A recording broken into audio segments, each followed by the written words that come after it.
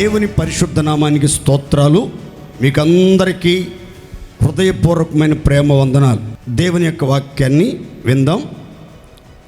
యెహెజ్కేలు గ్రంథం 16వ అధ్యాయము 44వ వచనం చదువుకుందాం. సామెతలు చెప్పువారందరూ తల్లి ఎట్టిదో బిడ్డయు అట్టిదే అని నిన్ను గూర్చి అందురు. అందరూ గట్టిగా చప్పట్లు కూడా దేవుని మహింపరచండి.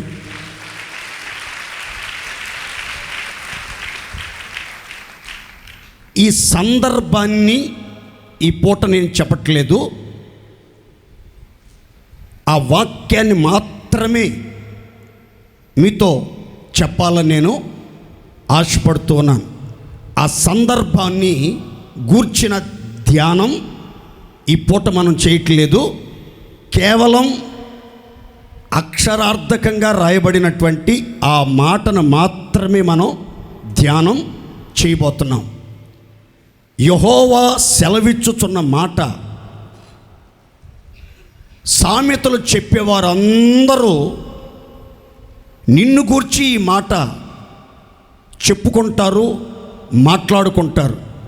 ఏమని? తల్లి ఎట్టిదో బిడ్డయు అట్టిదే. తల్లి ఎట్టిదో బిడ్డయు అట్టిదే.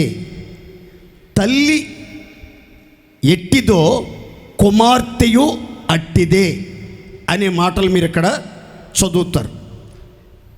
ఇక్కడ తల్లి అనే మాట మీకు 3 విధాలుగా చెప్తాను. ఆ తల్లి వంటి తల్లిని ప్రతిబింబింపజేయు వారముగా మనము జీవించాలి అనే సంగతులు లోతుగా మనం అధ్యయనం చేయబోతున్నాం. తల్లి ఎట్టిదో బిడ్డయు అట్టిదే అనే సామెత మీలో ఒక్కొక్కరి గురించి చెప్పుకోబోతున్నారు, మాట్లాడుకుంటారు అనే మాట దేవుని నోట నుంచి వచ్చినట్లుగా మనం లేఖనంలో చూస్తాం. ఈ తల్లిని గురించిన కొన్ని వివరాలు మీతో చెప్తాను. ఈ మదర్స్ డే శుభ సందర్భంగా మదర్ యొక్క వివరాలు, డెఫినేషన్ ఆఫ్ మదర్. మదర్ అంటే నిర్వచనం ఏమిటి? ఇంగ్లీష్లో మదర్ MOTHER మదర్ అని పిలుస్తారు. ఈ మదర్ యొక్క డెఫినేషన్, నిర్వచనం ఏమై ఉంది? ఆ మదర్లో ఉన్నటువంటి 6 అక్షరాల వివరాలు ఏమై ఉన్నాయి అనే మాటలు క్లుప్తంగా చెప్తాను, గమనించండి. MOTHER 6 అక్షరాల యొక్క లోతైన అర్థాలు, భావగర్భితమైన సంగతులు మీతో చెప్తాను, చూడండి. M magical love. M అంటే మ్యాజికల్ లవ్ అంటే మాయ ప్రేమ, వింత ప్రేమ, విచిత్రమైనటువంటి ప్రేమ, మనల్ని కోరుకున్న ప్రేమ, వెంబడించే ప్రేమ. అలాంటి మాయ ప్రేమ, వింత ప్రేమ, విచిత్రమైన ప్రేమ భూప్రపంచంలో ఇంకా ఎక్కడ ఎవ్వరు అందించలేరు. తల్లి ప్రేమను మించిన ప్రేమ ప్రపంచంలో ఎక్కడికి వెళ్ళినా దొరకదు. అది ఒక ప్రత్యేకమైనటువంటి మ్యాజికల్ లవ్. అదొక మ్యాజిక్ అంతే. తల్లి బిడ్డల మధ్యలో ఉండే ప్రేమ ఒక మ్యాజిక్ లాంటిది, ఒక మాయ లాంటిది, ఒక వింత లాంటిది, ఒక విచిత్రమైనటువంటి అనుభూతి. ఎంత విచిత్రం అనంటే, బిడ్డ తల్లిని గాయపరుస్తున్నా, దుఃఖపరుస్తున్నా, దుర్భాషలాడుతున్నా, అవమానపరుస్తున్నా, తరిమేస్తున్నా కానీ తల్లి ప్రేమ బిడ్డని ప్రేమిస్తూనే ఉంటుంది. ఆ మధ్య ఒక కుమారుడు యవ్వన ప్రాయానికి వచ్చిన తర్వాత ఒక యవ్వనస్తురాలి ప్రేమలో పడ్డాడు. ఆ ప్రేమ బాగా ముదిరిపోయి ఇక వాళ్ళు పెళ్లి చేసుకోవాలి అనే స్థాయికి వచ్చారు. అప్పుడు ఆ అమ్మాయి ఒక కండిషన్ పెట్టింది. నేను నిన్ను పెళ్లి చేసుకోవాలి అని అంటే నీవు నన్ను ఎలా ప్రేమిస్తున్నావో నాకు తెలియాలి. మీ అమ్మంటే ప్రేమ, నేనంటే ప్రేమ అని అడిగింది. వాడన్నాడు, మా అమ్మని నేను ఎంత బాగా ప్రేమిస్తానో నిన్ను కూడా అలాగే ప్రేమిస్తాను. చిన్నప్పుడే మా నాన్నగారు చనిపోతే మా అమ్మ నన్ను కంటి రెప్పలాగా కాపాడుతూ నా అవసరాలు తీరుస్తూ నాకు ఏది కొదువు లేకుండా నా అవసరాలన్నీ తీర్చి నన్ను ఆదుకుంటా వచ్చింది. ఆమెను నేను ఎంతగా ప్రేమించానో అంత ప్రేమ మరలా నీకే పంచుతాను, అంత ప్రేమని ఎడల నేను కలిగి ఉంటాను అని చెప్పింది. అప్పుడు ఆ అమ్మాయి అంది, ఈ డైలాగులు వద్దు, మీ అమ్మ నేనా, మీ అమ్మ నేనా, ఇద్దరిలో ఒకరే ఉండాలి. నన్ను మీ అమ్మ కంటే ఎక్కువగా ప్రేమిస్తేనే నిన్ను వివాహం చేసుకుంటాను, లేకపోతే చేసుకోను అనింది. వీడు ఆ అమ్మాయి మీద ఉన్నటువంటి మోజుతో, మమకారంతో, మా అమ్మ కంటే నిన్నే ఎక్కువగా ప్రేమిస్తున్నాను, నన్ను నమ్ము, నేను చెప్పేది వాస్తవం అన్నాడు. అప్పుడు ఆ అమ్మాయి అంది, మీ అమ్మ కంటే నన్ను ఎక్కువగా ప్రేమిస్తున్నావు అనేది నాకు తెలియాలంటే నేను చెప్పినట్లుగా నువ్వు చెయ్యాలి అనింది. చెప్పు, చేస్తాను అన్నాడు. ఏమి లేదు, మీ అమ్మను చంపి మీ అమ్మ గుండెకాయ తీసుకొచ్చి నాకు చూపిస్తే అప్పుడు నువ్వు నిజంగా నన్ను ప్రేమిస్తున్నావని, మీ అమ్మ కంటే ఎక్కువగా నన్ను ప్రేమిస్తున్నావని నేను గుర్తిస్తాను, గ్రహించగలుగుతాను అని చెప్పింది. ఆ సంగతి అతనికి బాధ కలిగించినప్పటికీ, దుఃఖాన్ని కలిగించినప్పటికీ, మాయదారి ప్రేమ మనోనేత్రాలను మూసేసి తల్లిని చంపడానికి కూడా సిద్ధపడిపోయాడు. తల్లిని చంపేశాడు, గుండె తీశాడు బయటికి. గుండె పట్టుకుని చాలా దుఃఖంతో, బాధతో, ఆవేశంతో వస్తా ఉన్నాడు. రాత్రిపూట మార్గంలో ఒక చిన్న రాయి తగిలి బోరలుగా పడ్డాడు. పడతంతో ఆ చేతిలో ఉన్నటువంటి గుండె అంత దూరాన్ని వెళ్ళి పడింది. ఆ గుండె దగ్గర నుంచి ఒక శబ్దం వినబడుతుంది, నా కుమారుడా దెబ్బ తగిలిందా, నాయనా నాయనా దెబ్బ తగిలినట్టుందిరా, రక్తం వస్తున్నట్టుందిరా అని అరిసినటువంటి ఒక శబ్దం అతనికి వినబడింది. గుండెలు పగిలేటట్లు ఆ నిషీది రాత్రిలో ఎక్కిళ్ళెక్కిళ్ళు పెట్టి ఏడ్చాడు. ఏడ్చి మరలా హృదయాన్ని కఠినపరుచుకుని ఆ గుండె తీసుకుని అమ్మాయి దగ్గరికి వచ్చాడు.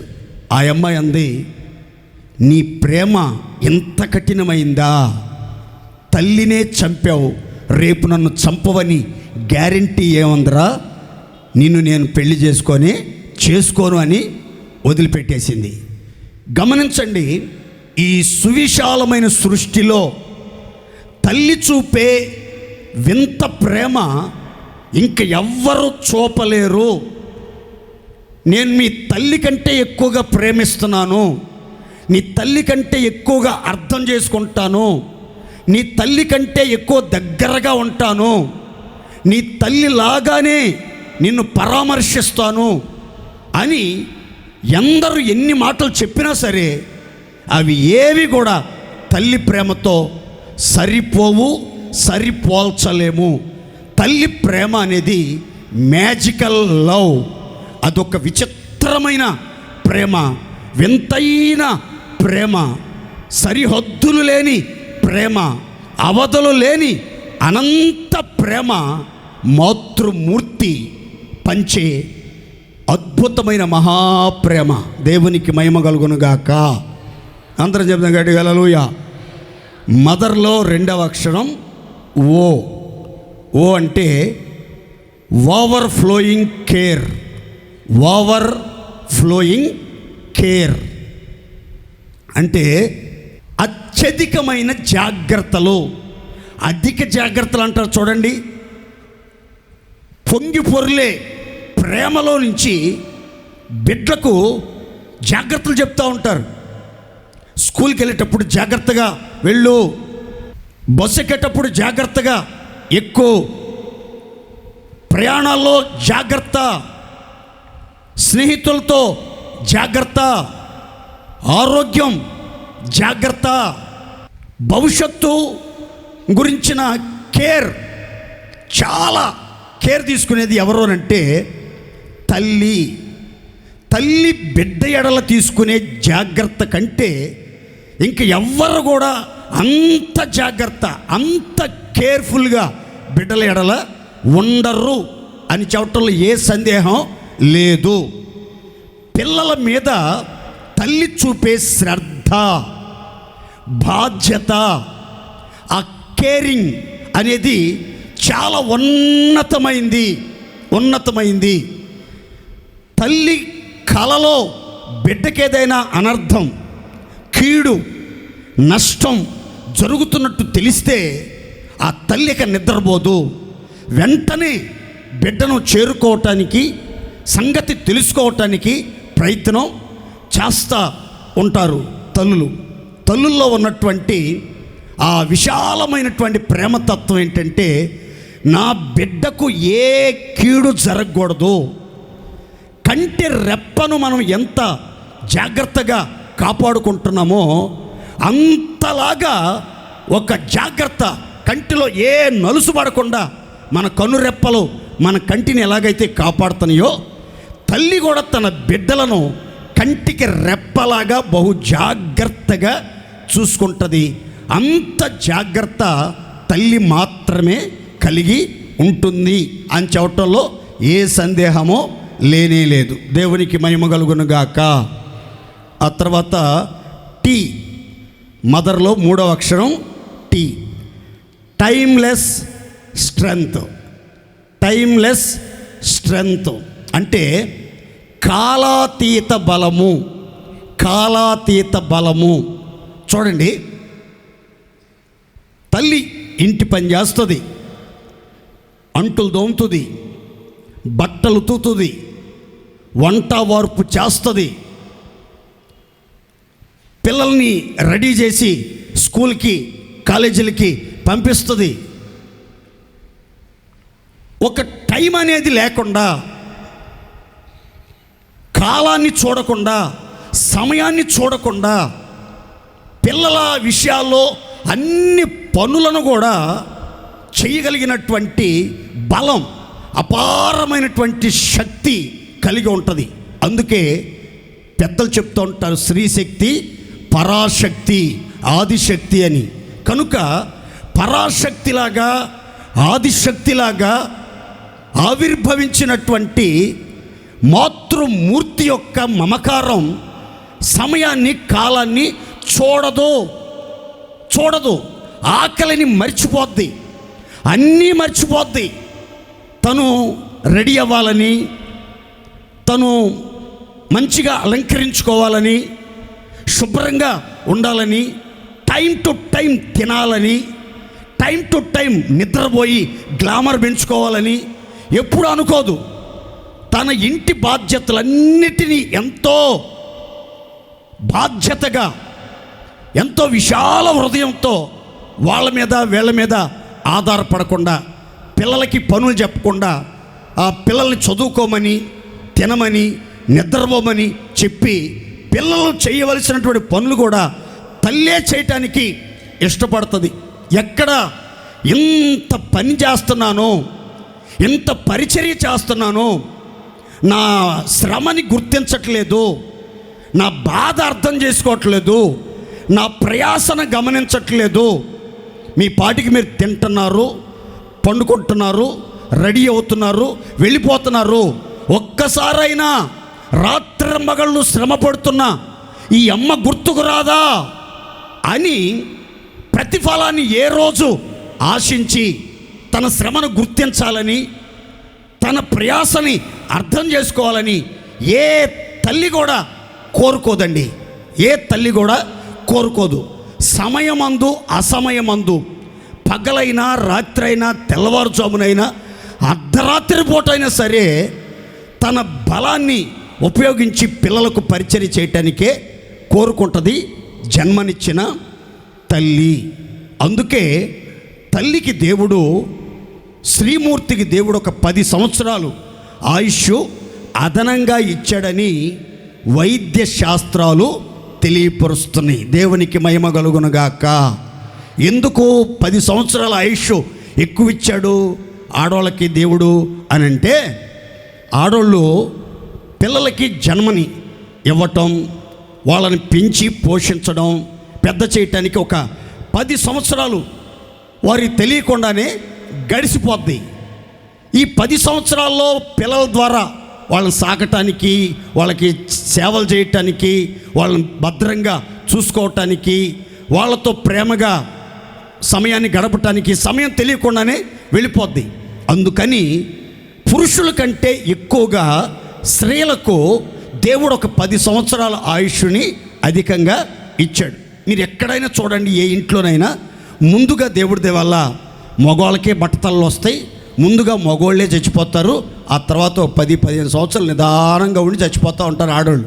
ఎందుకు అని అంటే ఇది పెద్ద మ్యాజిక్ ఏం కాదు, దేవుడిచ్చిన కృప, కాలం, కృప, ఆయుష్. దేవునికి మహిమ కలుగునుగాక. అందరు చెప్పండి గట్టిగా హల్లెలూయా. అందుకే పూర్వకాలంలో పెద్దోళ్ళు మ్యారేజ్ చేసేటప్పుడు స్త్రీ పురుషుల మధ్యలో ఒక 10 సంవత్సరాలు గ్యాప్ ఉండేటట్లుగా పెళ్లి చేసేవాళ్ళు. ఎందుకనంటే పోయేటప్పుడు ఇంచుమించు ఒక 2-3 సంవత్సరాల తేడాతో ఇద్దరు వెళ్ళిపోతే బాగుంటుంది కలిసి ఉంటే అని. ఇప్పుడేమో ఫ్యాషన్ ఎక్కువైపోయింది, చదువు ఎక్కువైపోయి, టెక్నాలజీ ఎక్కువైపోయి, లేదు సమకాలికులు పెళ్లి చేసుకోవాలంట అన్నారు. ఆడే ముందే చేస్తున్నాడు. ఈ మనిషి 34 సంవత్సరాలు బతుకుతుంది. ఎన్ని నిందలో, అవమానాలు, అగసాట్లో, ఆరాట్లో, భయంకరమైన బాధలు. అర్థమై సావదు సమాజానికి. ఇది తెలియకుండా ఏమన్నారంటే ఏజ్ గ్యాప్ వల్ల ఆయన మనస్తత్వం వేరుగా ఉంటుంది, ఆయన ఆలోచనలు వేరుగా ఉండి, నా ఆలోచన వేరుగా, మా ఇద్దరికి అసలు కుదరట్లేదా, నేను వద్దు అన్న కొంచెం పెద్దోడిని ఇచ్చేశారు నాకంటే 7 సంవత్సరాలు పెద్దోడు. మరి మహేష్ బాబులాగా 3 సంవత్సరాలు తక్కువ వయసుని చేసుకోవాల్సింది. తిక్కల వారాలు, తిక్కల వేషాలు. పెద్దలు చెప్పినటువంటి మాటలు, పెద్దల నిర్ణయాలు ఎంత విచిత్రంగా ఉంటాయో చూడండి. కనుక తల్లికి దేవుడు ఇచ్చినటువంటి కాలాన్ని తన బలమంతా రంగరించి సద్వినియోగం చేయటానికి ప్రయత్నం చేస్తుంది. తల్లి తన బలాన్ని తన కాలంలో ఎలా ఉపయోగిస్తుందంటే చూడండి. తల్లి తన 2 కళ్ళను 2 దీపాలుగా మార్చి వెలుగునిస్తుంది పిల్లలకి. 2 చేతుల్ని ఉయ్యాలుగా మార్చి పిల్లల్ని ఆడించి ఆదరిస్తుంది. తల్లి తన రక్తాన్ని ప్రాణంగా మార్చి, తన రక్తాన్ని పాలుగా మార్చి బిడ్డను పోషిస్తుంది. ఇంతకు మించిన గొప్ప కార్యాలు, శ్రేష్టమైనటువంటి కార్యాలు భూప్రపంచంలో ఎవరూ చేయలేరు. కళ్ళని దీపాలుగా, చేతుల్ని ఉయ్యాలుగా, రక్తాన్ని పాలుగా మార్చి బిడ్డకు తన బలాన్నంతటిని ఇచ్చి, ఎంత బలహీనపరచబడుతున్నా సరే ఏమి తన అందాన్ని, ఔన్నత్యాన్ని చూసుకోదు. ఈ రోజుల్లో ఫ్యాషన్ ఎక్కువైపోయిందండి. పిల్లలు పుట్టిన తర్వాత 3 నెలల కంటే పిల్లలకి పాలు ఎక్కువ ఇట్లా. ఎక్కడ అందం తగ్గిపోద్దో, సొగసు తగ్గిపోద్దో, సౌందర్యం పోయిద్దో అని డబ్బా పాలకు అలవాటు చేస్తున్నారు. ఇప్పుడు వాళ్ళ అమ్మ డబ్బా వాళ్ళ అమ్మ ఇద్ది, కానీ ఏమో వాళ్ళ అమ్మ ఇద్దా? జాగ్రత్తగా వినాలి. డబ్బా పాలతో పెంచబాకండి. అందుకే చూడండి, పిల్లలకి 3 నెలలకి 6 నెలలకి వాంతులు, విరేచనాలు, జ్వరాలు, ఆ తర్వాత ఎప్పుడు చూసినా ఎప్పుడు చూసినా లంఘనాలు పడినట్టుగా విరేచనాలు. ఏమైందమ్మా అంటే డబ్బా పాలు మహిమ, ఇదంతా డబ్బా పాలు మహిమ. కాబట్టి తల్లి జీవితంలో బాధ్యతను విడిచిపెట్టబాకండి. తల్లి కాలాతీతంగా తన బలానంతా బిడ్డల కోసమే దారాదత్తం చేస్తుంది. 4వ అక్షరం మదర్లో హెచ్ అంటే హీలింగ్ హార్ట్ అంటే తల్లి తన బిడ్డలను కనుక గుండెలకి హత్తుకుంటే, ఆ కౌగిల్లో హత్తుకుంటే బిడ్డకు ఉపశమనం కలుగుతుంది, ఆదరణ కలుగుతుంది, భయం తొలగిపోతుంది, బాధ నివారణ చెయ్యబడుతుంది. ఏదో తెలియని ఆనందం అడుగడుగున కలిగి ఎంతగానో ఉల్లాసంగా ఉజ్జీవంగా మార్చబడిపోతారు. చూడండి, పిల్లలు ఏదైనా దుఃఖంలో, బాధలో, అనారోగ్య సమస్యలో ఉన్నప్పుడు తల్లి గనక బిడ్డను గుండెలకి అత్తుకొని అలా కౌగిలించుకొని తల నెమరుతూ ఉన్నట్లయితే, ఆ వీపు మీద అలా కొంచెం సరుత్తా ఉన్నట్లయితే ఏదో తెలియనటువంటి ఒక ఫీల్ అనేది ఆ బిడ్డకి కలిగి బాధంతా మర్చిపోయి ఒక గొప్ప ఆదరణ అనేది పిల్లలకి వచ్చేస్తుంది. అలాగున అనేకుల హృదయాలను స్వస్థపరచగలిగిన, ఆదరించగలిగిన, తెప్పరల చేయగలిగినటువంటిది తల్లి అని చెప్పటంలో ఏ సందేహం లేదు. మదర్లో 5వ అక్షరం ఈ ఎండ్లెస్ సాక్రిఫైస్, అంతులేని త్యాగమూర్తి. ఆమె యొక్క త్యాగానికి, తల్లి యొక్క త్యాగానికి అంతే ఉండదు, అవధులే ఉండవు, పరిమితి ఉండదు. ఎంతటి త్యాగానికైనా సిద్ధపడుతుంది. గత ఆదివారం చెప్పాను కదా, జబల్పూర్లో ఒక బోటు ప్రమాదంలో తల్లి బిడ్డ చనిపోయారు. ఆ బోట్లో 180 మంది తమ ప్రాణాలని కాపాడుకున్నారు లైఫ్ జాకెట్ ద్వారా. ఆ తల్లి కూడా లైఫ్ జాకెట్ ఉంది. తను తన ప్రాణాలని కాపాడుకోగలిగినటువంటి జ్ఞానము, ఆ యొక్క బలము, ఆ అవకాశాలు ఉన్నాయి. కానీ తన బిడ్డ ఏమైపోతాడో, బిడ్డనే కాపాడాలి అన్న ఆలోచనతో ఆ గుండెల మీద తన కౌగిల్లో ఆ బిడ్డను బంధించడం ద్వారా ఆ బరువుకి ఆ నీళ్ళల్లో మునిగిపోయి ఇద్దరు కూడా ప్రాణాలని పోగొట్టుకున్నారు. వాస్తవమైతే ఆ బిడ్డ ఇక బ్రతకడు, ఇది కఠినమైన సమయం, ఇది చావో రేవో తేల్చుకునే సమయం, బిడ్డ ఎట్టో చనిపోతాడు, నేను కూడా చనిపోతాను, ఆ బిడ్డతో కూడా ఉంటే వాడిని వదిలిపెడితే నేను బ్రతుకుతాను అనే ఆలోచన కనుక వచ్చుంటే ఖచ్చితంగా తల్లి బ్రతికేది. కానీ ఆ తల్లి తన బిడ్డ కోసం తన ప్రాణాన్ని త్యాగం చేసేసింది, బిడ్డతో కూడా ప్రాణాలని కోల్పోయింది. 15 గంటల తర్వాత ఆ డెడ్ బాడీలను వెలికి తీసినప్పుడు కూడా ఆ తల్లి కౌగిల్లోనే ఆ బిడ్డ బంధించబడి ఉన్నాడు. బయటికి తీసుకొచ్చిన తర్వాత వేరు చేయటం జరిగింది. అప్పటి వరకు ఆ బిడ్డని వదిలిపెట్టలేదు మరణంలో కూడా.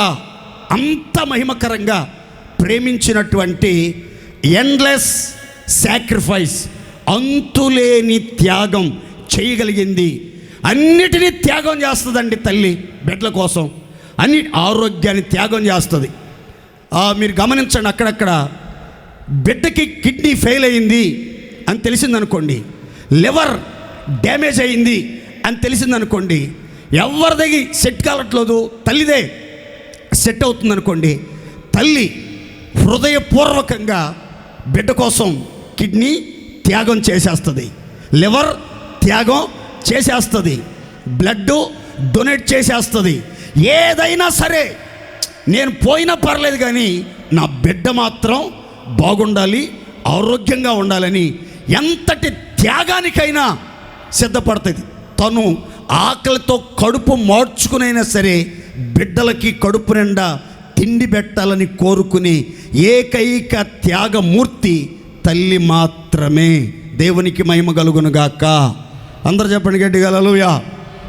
చివరిగా మదర్లో చివరి అక్షరం ఆర్. రిలయబుల్ లేదా రియల్ సపోర్ట్. రియల్ సపోర్ట్ అంటే విశ్వసనీయమైన మద్దతు. విశ్వసనీయమైన మద్దతు, రియల్ సపోర్ట్, నిజమైన ఆధారం, నిజమైన నమ్మకానికి నాంది. జన్మనిచ్చిన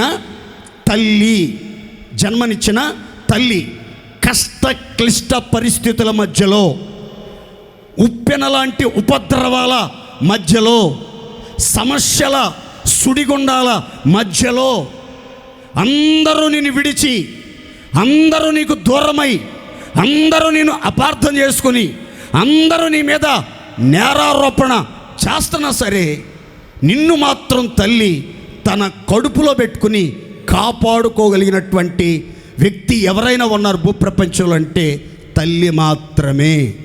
అమ్మా, వాడు రౌడీ షీటర్, వాడు దొంగ, వాడు వ్యభిచారి, వాడు మోసగాడు, ఎంతోమందికి నష్టాన్ని కలిగించాడంటే సమాజం అంతా నమ్ముతుంది, ప్రపంచంలో ప్రతి ఒక్కరూ నమ్ముతారు. కానీ తల్లి మాత్రం నమ్మదు. తల్లి ఓటు మాత్రం, తల్లి సపోర్ట్ మాత్రం బిడ్డకే ఉంటుంది. దేవునికి మహిమ కలుగునుగాక. అలాంటి విశ్వసనీయమైనటువంటి మద్దతునిచ్చి రియల్ సపోర్టర్గా, రిలయబుల్ సపోర్ట్గా నిలిచి అన్ని విషయాల్లో బిడ్డను కాపాడి ఆదరించి పోషించి నడిపించేదే నిజమైన మాతృమూర్తి. చప్పట్లు కొట్టండి సంతోషంగా.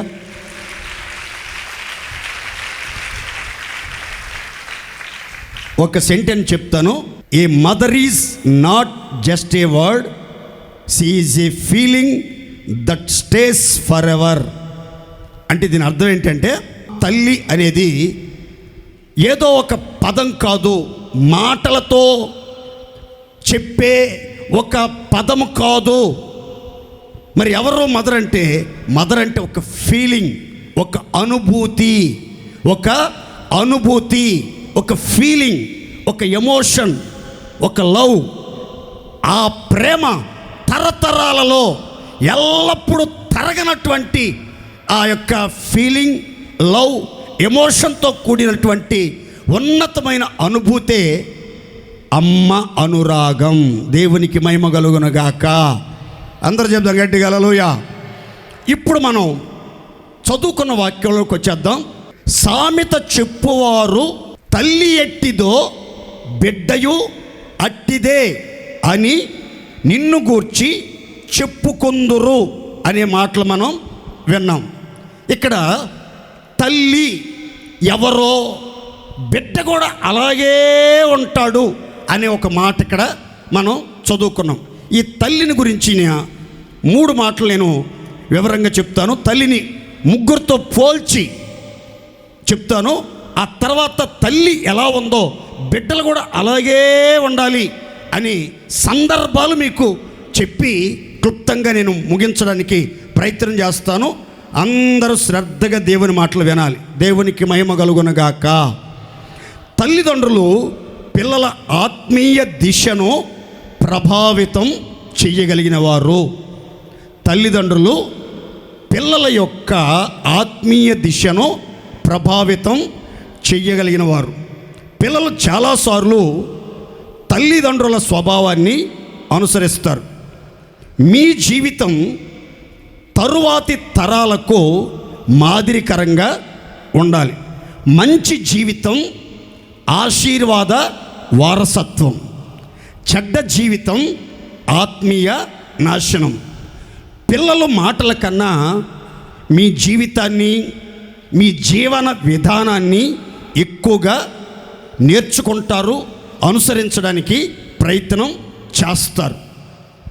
సంఘం కూడా, మీ కుటుంబం కూడా, మీ పిల్లలు కూడా దేవుణ్ణి ప్రతిబింబించేటట్లుగా, మీ జీవన శైలిని ప్రతిబింబించేటట్లుగా, మీ విశ్వాసాన్ని, నీతిని, నిజాయితీని, గౌరవాన్ని, భక్తిని, విశ్వాసాన్ని ప్రతిబింబించేటట్లుగా మీ పిల్లలను మీరు చాలా జాగ్రత్తగా పెంచాలి.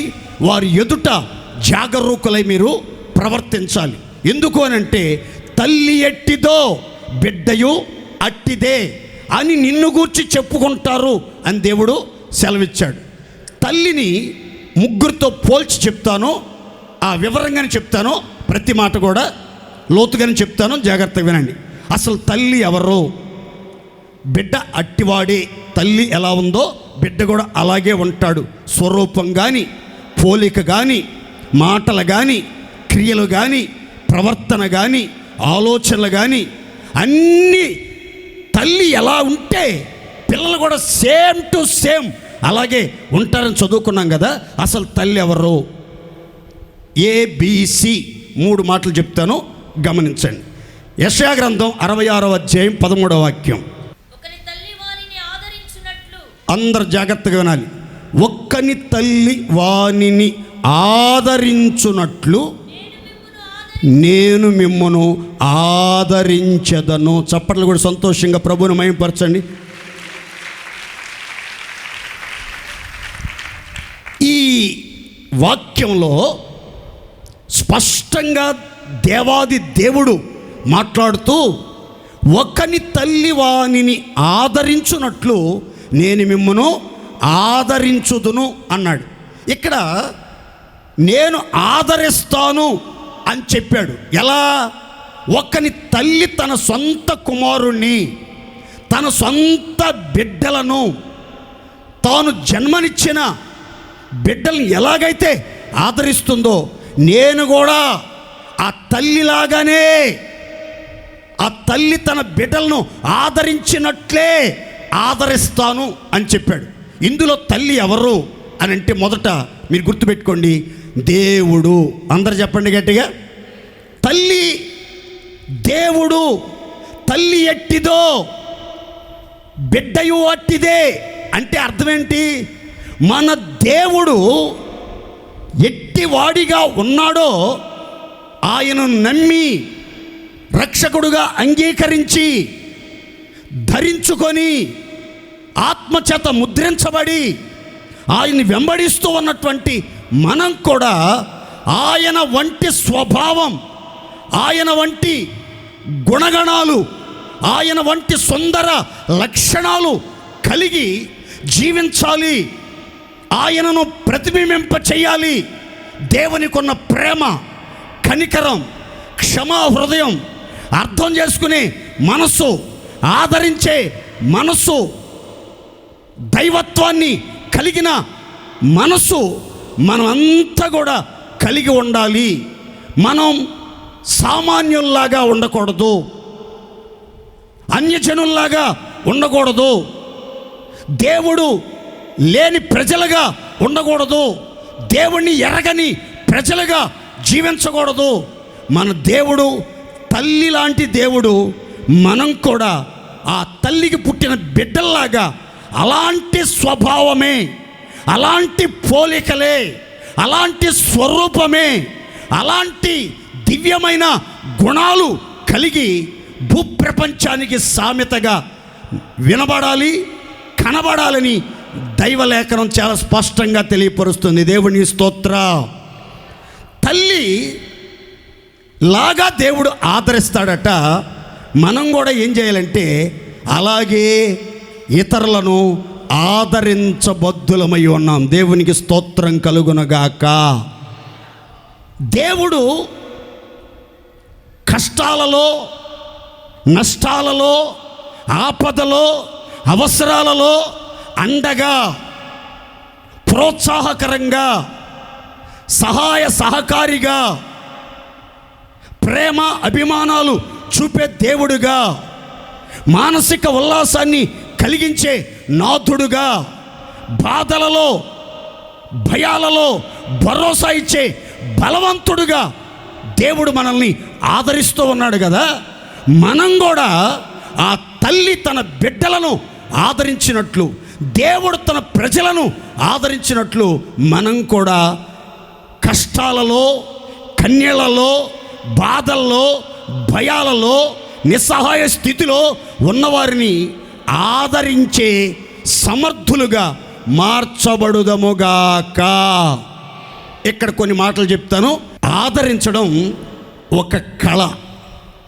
ఆదరించడం ఒక కళ. ఆదరించడం ద్వారా ఇతరులలో, ఎదుటి వారిలో ఆశలు చిగురిస్తాయి. ఆదరించకపోతే ఆశలు అడి ఆశలుగా మారిపోతాయి. ఎదుటి వ్యక్తిని ఇబ్బందుల్లో, అనారోగ్యంలో, ఆపదలో, అప్పు సమస్యల్లో ఉన్నటువంటి వ్యక్తిని ఆదరించడానికి పెద్ద పెద్ద చదువులు అక్కర్లేదండి. పెద్ద పెద్ద చదువులు అక్కర్లేదు.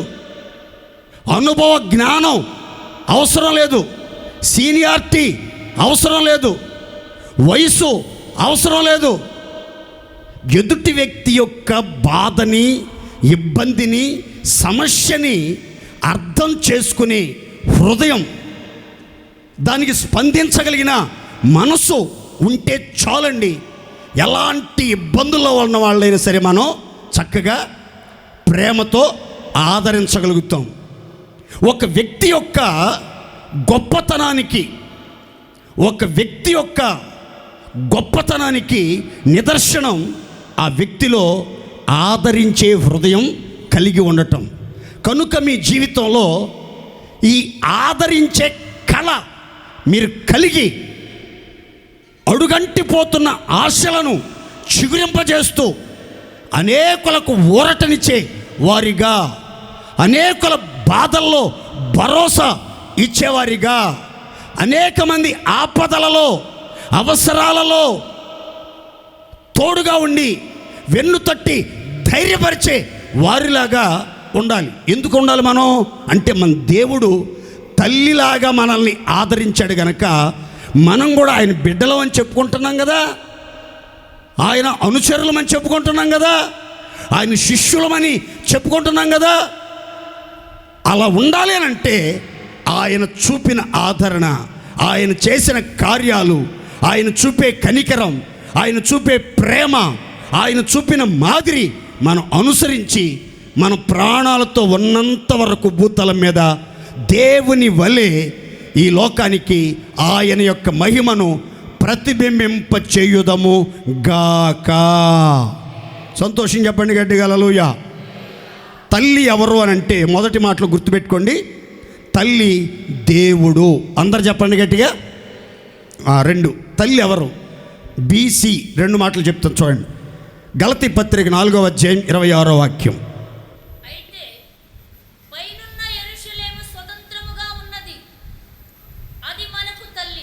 అందరు చప్పట్లు కొట్టండి ఒకసారి సంతోషంగా.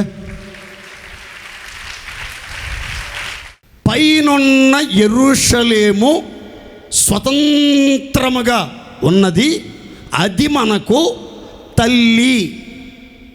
యేస్కేల్ గ్రంథంలో మనం చదువుకున్నాం, తల్లి ఎట్టిదో బిడ్డయు అట్టిదే అని.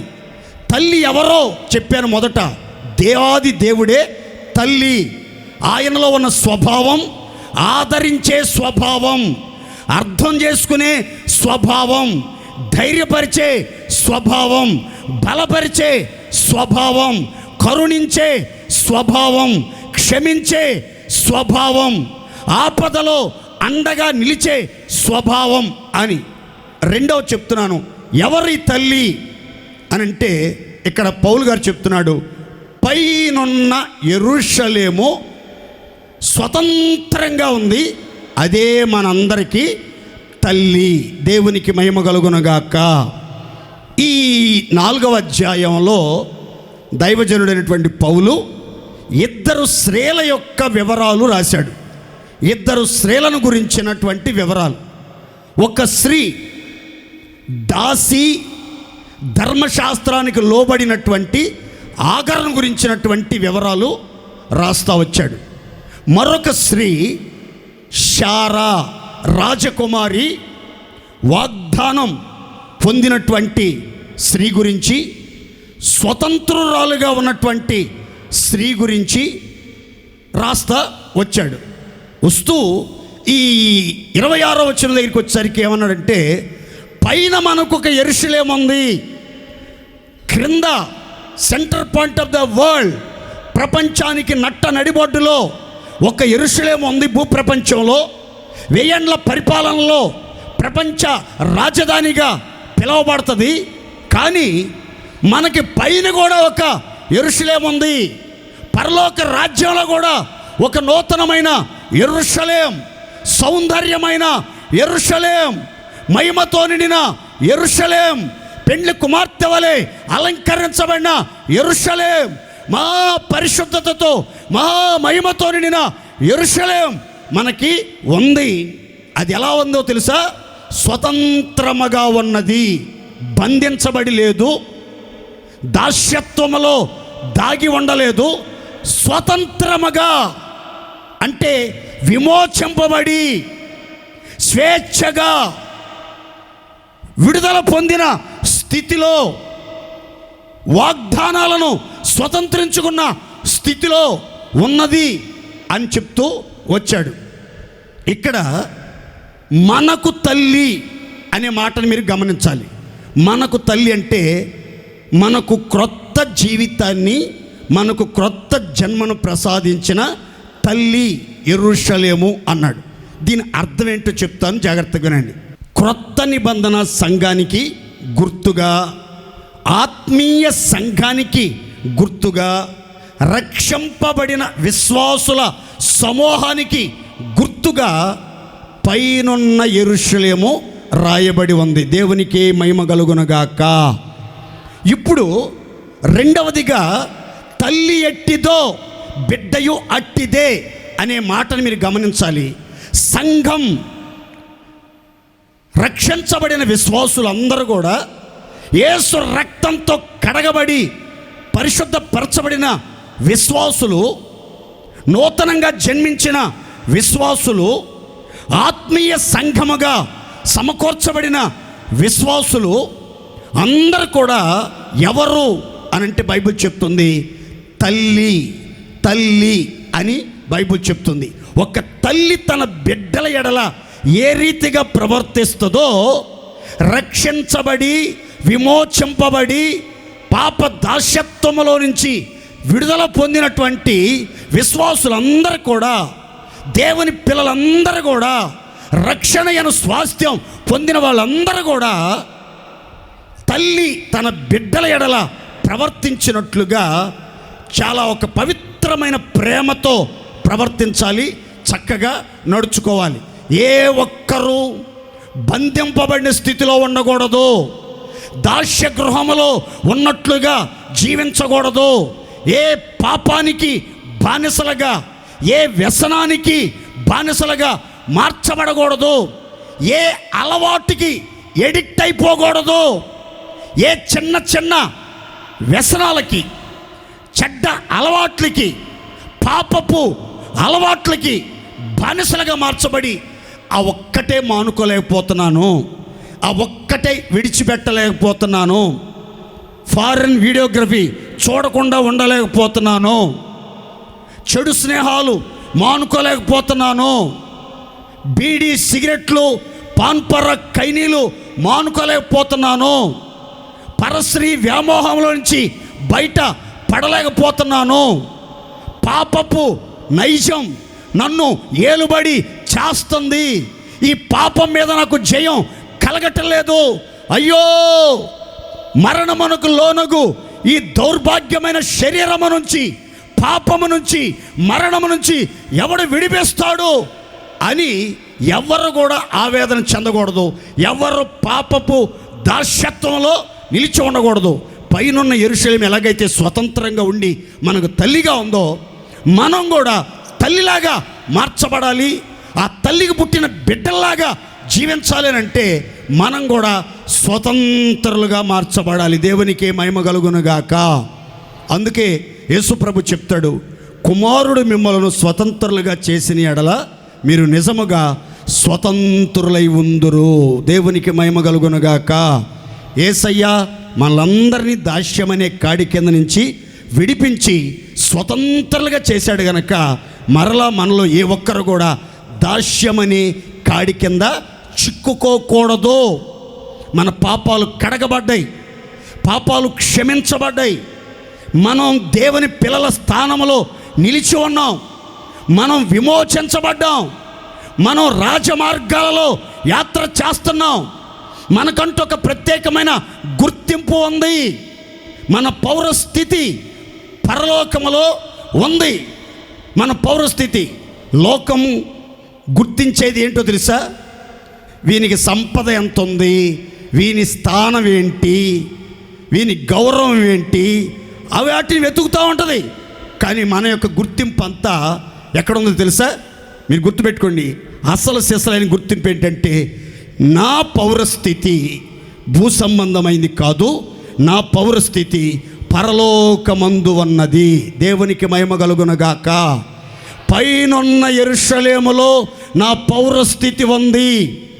జీవ గ్రంథములో నా పేర్లు రాయబడి ఉన్నాయి. గొర్రె పిల్ల యొక్క జీవ గ్రంథంలో నా పేరు రాయబడి ఉంది అని ఒక మంచి అవగాహన, గుర్తింపు కలిగి సంఘం యొక్క క్రమాలు, సంఘం యొక్క కట్టుబాట్లు, సంఘం యొక్క ఉపదేశం అనుసరించి మనం ప్రవర్తించాలి. అందుకనే సామెతల గ్రంథంలో 1వ అధ్యాయంలోను 6వ అధ్యాయం 20వ వచనంలోను ఒకే మాట రాసి ఉంటుంది. ఆ మాట చెప్తాను, తలపైకి చూడండి. నా కుమారుడా, నీ తల్లి యొక్క బోధను త్రోసివెయ్యకము అని 1వ అధ్యాయంలో ఉంటుంది. 6వ అధ్యాయం 20వ వచనంలో, కుమారుడా నీ తల్లి యొక్క ఉపదేశమును త్రోసివెయ్యకము అని ఉంటుంది. ఇక్కడ బోధ, ఉపదేశము రెండు ఒకటే. చూడండి, తల్లి మనకి ఏ ఉపదేశమైతే ఉగ్గుబాలతో నేర్పిస్తుందో, రక్షించబడిన నాట నుంచి ఏ నిర్మలమైన వాక్యం అనే పాలతో సేవకులు మిమ్మల్ని పోషిస్తున్నారో, మిమ్మల్ని నడిపిస్తున్నారో, ఆ విషయాలు మీరు జాగ్రత్తగా గమనించి మనస్కరించాలి. బోధకులు బోధించే సంఘంలో, తల్లి సంఘంలో, రక్షించబడిన సంఘంలో, స్వతంత్రులుగా ఉండి దైవ రాజ్యానికై సిద్ధపడుతున్న సంఘంలో బోధించబడే బోధలు, ఉపదేశాలు, సిద్ధాంతాలు, కట్టడలు, ఆజ్ఞలు, ధర్మ విధులు అన్నింటిని మనం త్రోసివేయకుండా వాటిని కడమట్టుకు గైకొనాలి. ఆజ్ఞల మార్గంలో నడుచుకోవాలి. ధర్మ విధులన్నిటినీ హృదయంలో భద్రపరుచుకుని వాటిని పాటించడానికి ప్రత్యేకించబడిన వారమై మన జీవితాన్ని జాగ్రత్తగా కాపాడుకోవాలి. దేవునికే మహిమ కలుగునుగాక. అందుకనే సొలొమోను చెప్తాడు, బాలుడు నడవవలసిన త్రోవను వానికి నేర్పుము, వాడు పెద్దవాడైనప్పటికీ వృద్ధుడైనప్పటికీ వాటి నుంచి తొలగిపోడు. మీ జీవితంలో పొందుకున్న ఉపదేశం, బోధించబడుతున్న పరిశుద్ధమైన బోధలు, అపోస్తుల బోధ, అపోస్తుల సహవాసం, రొట్టె విరుచుట, ప్రార్థన చెయ్యుట, మృతుల పునరుద్ధానం, బాప్తిస్మం, అభిషేకం గురించిన బోధలు, వీటిని త్రోసేయకూడదు. వీటిని మీ హృదయంలో చేర్చుకుని ఆ బోధ ప్రకారం, ఆ క్రమం ప్రకారం మీరు నడిపించబడాలి. మన తల్లి స్వతంత్రంగా ఉంది. మన తల్లి పైనున్న యెరూషలేం, మనం ఆ యెరూషలేముకు సంబంధించిన బిడ్డలమై ఉన్నాం గనక ఆ తల్లి ఎలా స్వతంత్రంగా, స్వేచ్ఛగా, పరిశుద్ధంగా, నీతిగా, అత్యున్నతంగా ఉందో, ఆమె బిడ్డలమైనటువంటి మనం కూడా అంత ఉన్నతంగా, అంత స్వతంత్రంగా, అంత పవిత్రంగా, అంత నీతిగా, అంత నిజాయితీగా ఆఖరి శ్వాస వరకు నడిపించబడుదముగాక. యేసన్న గారు ఇప్పుడు చెప్తూ ఉండేవాళ్ళు, సింహం కడుపులో సింహాలే పుడతాయి కానీ పిల్లులు పుట్టవు, పిల్లులు పుట్టవు. యేసన్న అనే ఒక సింహం ఈ లోకాన్ని విడిచి మహిమలోనికి చేర్చబడితే వేల కొలది సింహాలు లేస్తాయి. ఆ సింహ గర్జనతో ఈ ఆంధ్రావని అంతా కూడా ఒక్కసారి దేవుని వైపు తిరుగుతారని. అలాగే హోసన్న ఉపదేశములో, హోసన్న మినిస్ట్రీ అనే ఈ తల్లి సంఘములో వాక్యం ద్వారా రక్షించబడి పాప క్షమాపణ నిమిత్తం బాప్తిస్మం పొంది ఆత్మచేత ముద్రించబడి పరిశుద్ధమైన నీతి మార్గాల్లో నిత్యత్వానికి నిరీక్షణతో నడిపించబడుతున్న దేవుని పిల్లలైన మీరంతా కూడా ఈ తల్లి ఉపదేశాన్ని త్రోసివేయకూడదు, తల్లిని అవమానపరచకూడదు, తల్లిని నిర్లక్ష్యం చేయకూడదు. సంఘాన్ని పట్టి పట్టనట్లుగా, సంఘానికి అంటనట్లుగా దూరంగా ఉండి ఏదో వెళ్ళాలి, కూర్చోవాలి, కాసేపు కూర్చోవటం వాక్యం వినటం, నెమ్మదిగా వెళ్ళి అట్లా ఉండకూడదు.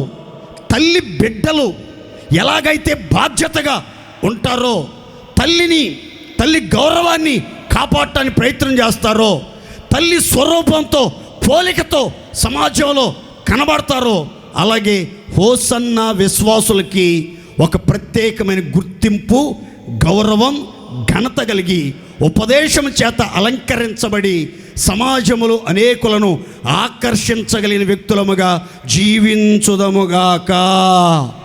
సంతోషం చెప్పండి గట్టిగా హల్లెలూయా, హల్లెలూయా. తల్లి ఎవరో బిడ్డ కూడా అట్టిదే. ఇక్కడ తల్లి ఎవరంటే సంఘం. చెప్పండి గట్టిగా అందరూ. మనదే సంఘం అంటే హోసన్న మినిస్ట్రీస్, హోసన్న సహవాసం. ఈ సహవాసానికి సంబంధించినటువంటి మన తల్లి ఎలా ఉందో అలాగే మనం కూడా ఈ లోకానికి మనల్ని మనం కనపరుచుకోవాలి. మూడో మాట కూడా చెప్తాను, ఆ తర్వాత కొన్ని వివరాలు మీతో చెప్తాను, గమనించండి. మొదటి దెసలోనికైలు 2వ అధ్యాయం 7వ వచనం. పాలిచ్చే తల్లి తన సొంత బిడ్డలను సాకినట్లుగా మేము మీ మధ్యను సాధువులమై ప్రేమతో, కనికరముతో, విశ్వాసముతో, నిజమైన ప్రేమతో మీ మధ్యలో ఉన్నాము. మూడో మాట చెప్తున్నాను. దైవజనుడైనటువంటి పౌలు సంఘానికి తనను తను పరిచయం చేసుకుంటూ చెప్పినటువంటి మాట చాలా విచిత్రంగా ఉంది. ఏమని చెప్తున్నాడు పౌలు గారు అని అంటే, నేను అపోస్తులుడను కానీ నా అధికారాన్ని నేను ఉపయోగించడం లేదు, నా గౌరవాన్ని ఉపయోగించుకోవటం లేదు. అపోస్తులకి అధికారం ఉంటుంది, అపోస్తులకి సంఘం మీద బాధ్యత ఉంటుంది, అపోస్తులకి బోధించే హక్కు, నడిపించే హక్కు, హెచ్చరించే హక్కు, గద్దించే హక్కు, సరిచేసే హక్కు, సన్మార్గాల్లో నడిపించే అధికారం ఉంటుంది. కానీ పౌలు గారు అంటాడు, నేను నాకున్న అధికారాన్ని కానీ, బాధ్యతలను కానీ, హక్కులను కానీ వినియోగించడం లేదు. మీ మధ్య నేను ఎలా ఉన్నానంటే ఒక పాలిచ్చే తల్లిలాగా. ఒక పాలిచ్చే తల్లి తన బిడ్డను ఎలాగైతే సాకుతుందో, ప్రేమతో సాకుతుందో, ప్రేమతో గారవిస్తుందో, ప్రేమతో బుజ్జగిస్తుందో, ప్రేమతో బిడ్డను స్పర్శించి చాలా ఆప్యాయతతో, అనురాగంతో పెంచుతుందో, అలాగున నేను మిమ్మల్ని పోషిస్తున్నాను, మిమ్మల్ని బాధల్లో కనికరిస్తున్నాను, సహనముతో మిమ్మల్ని వాక్యంలో పెంచుతున్నాను, కంటికి రెప్పలాగా బాధ్యతగా మిమ్మల్ని కాపాడుతున్నాను. కఠినముగా వాక్యములో మిమ్మల్ని శిక్షించక, వాక్యముతో మిమ్మల్ని హెచ్చరించక, వాక్యముతో మిమ్మల్ని భయపెట్టక, ప్రతి సత్యాన్ని ప్రేమతో, సాత్వికముతో, సున్నితమైన మనసుతో మీకు అర్థమయ్యేటట్లుగా బోధించేదానికి ఒక పాలిచ్చే తల్లి తన బిడ్డల్ని ఎలాగైతే ప్రేమగా సాకుతుందో, ప్రేమగా ఆదరిస్తుందో, ప్రేమగా చేర్చుకుంటుందో, ప్రేమగా నచ్చజెప్పి అర్థమయ్యేటట్లుగా చెప్పటానికి తల్లి ప్రయత్నం చేస్తుందో, అలాగే సేవకులమైన మేము సంఘములో పాలకులము కాదు. నాయకత్వం చేసేవాళ్ళు పాలకుడు కాదు, కేవలం సేవకుడు మాత్రమే. ప్రేమతో సేవ చేసే సేవకుడే నిజమైన నాయకుడు. కానీ అధికారాన్ని అడ్డం పెట్టుకుని విచ్చలవిడిగా సంఘాన్ని బాధించి వేధించి ఏది పడితే అది మాట్లాడేవాడు సేవకుడు ఎట్లవుతాడు? బైబిల్లో పౌలు గారు చూడండి నేను చక్కగా చెప్తున్నాడో, మాకు అధికారం ఉంది, నాయకత్వం ఉంది, బాధ్యత ఉంది, అపోస్తులమే కానీ బోధించే హక్కులున్నా మేము మాత్రం కఠినత్వాన్ని ప్రదర్శించట్లేదు, అధికారాన్ని అడ్డం పెట్టుకుని విచ్చలవిడిగా బోధించి భయపెట్టే ప్రయత్నం చేయట్లేదు, కానీ ప్రేమతో మిమ్మల్ని పెంచి పోషిస్తున్నాము అని సంఘానికి అద్భుతమైన విషయాలు చెప్తూ వచ్చాడు. చూడండి, పౌలు అధికారాన్ని ప్రదర్శించలేదు కానీ పాలకుడు కాదు కానీ సేవకుడని జీవితంలో నిరూపించుకున్నాడు. నిజమైన నాయకత్వం అధికారం చూపటంలో కాదు, ప్రేమతో సేవ చేయటంలోనే ఉంటుంది. చప్పట్లు కొట్టి దేవుని మహిమపరచండి సంతోషంగా. యేసుప్రభు ఏమన్నాడు తెలుసా? ఈ లోకానికి వచ్చినప్పుడు, నేను పరిచారము చేపించుకోవటానికి రాలేదు కానీ అనేకులకు పరిచారము చేయుటకును అనేకుల కోసం క్రయధనంగా నా ప్రాణాలని అర్పించడానికే వచ్చాను అన్నాడు. ఒక సేవకుడు, నిజమైన నాయకుడు ఎప్పుడు కూడా ప్రాణత్యాగం చేయటానికే ఇష్టపడతాడు కానీ సేవ చేయటానికే ఇష్టపడతాడు కానీ అధికారాన్ని ప్రదర్శించడానికి ఇష్టపడడు. దేవునికి మహిమ కలుగునుగాక. అందరు చెప్పండి సంతోషంగా. నిజమైనటువంటి సేవకుని లక్షణాలు 3 చెప్తాను, గుర్తుపెట్టుకోండి. 1, అధికారం కన్నా ప్రేమ గొప్పది అని భావించి ప్రేమతో సహిస్తారు, ప్రేమతో భరిస్తారు, ప్రేమతో సంఘాన్ని పోషిస్తారు. 2, నిజమైన సేవకు లక్షణం ఆత్మీయ తల్లిగా విశ్వాసులను సంఘస్థులందరినీ సంరక్షిస్తారు, భద్రంగా బహుకాలం కాపాడతారు. భద్రంగా బహుకాలం కాపాడతారు. 3, సేవకుడు, నిజమైన సేవకుడు కఠినత్వంతో కాకుండా ప్రేమతో సత్యాన్ని, ఉన్నత ఉపదేశాలని బోధిస్తారు. దేవునికి మహిమ కలుగునుగాక. కనుక విశ్వాసుల్ని ప్రేమతో మొయ్యటం, విశ్వాసుల కొరకు కన్నీళ్లతో ప్రార్థించడం, విశ్వాసులను సహనంతో పెంచడం కూడా నిజమైన సేవ. ఒక్క మాట చెప్తాను, అందరు తలపై చూడండి, మీరు గుర్తుపెట్టుకోండి. విశ్వాసులు గొప్ప ప్రసంగాలు కూడా మర్చిపోతారు కానీ ప్రేమతో చూసుకున్న, ప్రేమతో బోధించిన, ప్రేమతో ప్రార్థించిన, ప్రేమతో కన్నీళ్లు కార్చిన సేవకుణ్ణి, సేవకుని యొక్క సేవను ఎప్పటికీ మర్చిపోలేరు. దేవునికి మహిమ కలుగునుగాక. పెద్ద పెద్ద ప్రసంగాలు, లోతైన ప్రసంగాలు, మర్మగర్భితమైన మాటలు కూడా మర్చిపోవచ్చు అంట, కానీ ఆ ప్రేమతో, కన్నీళ్లతో, సహనముతో గుండెల్లో భరించి మోస్తూ సంఘ భారాన్ని భరించిన సేవకుణ్ణి, సేవను ఎప్పటికీ మర్చిపోరు. ఎందుకు ఎప్పటికీ యేసన్న గారు మనకి జ్ఞాపకం వస్తున్నారు? ఓసన్న బోర్డు చూడంగానే యేసన్న గారే ఎందుకు గుండెల్లోకి వచ్చేస్తాడు గుర్తుకి అని అంటే, ఆయన సంఘాన్ని ఎంత ప్రేమించాడో చెప్పమంటారా? యేసన్న గారు ఎప్పుడు ప్రసంగాలు చెప్పిన మాట ఏంటి తెలుసా? ప్రపంచంలో ఉన్నటువంటి వెండి బంగారాలు, మణులు మాణిక్యాలు, వజ్ర వైడూర్యాలు, సర్వ సంపదలు త్రాసులో తూకంలో పక్కన పెట్టి ఒక విశ్వాసిని ఓ ప్రక్కన పెడితేనంటండి, విశ్వాసే బరువు ఎక్కువ ఉంటాడట, ప్రపంచంలో ఉన్న మణులు మాణిక్యాలన్నీ తేలిపోతాయంట. దేవుని స్తోత్ర.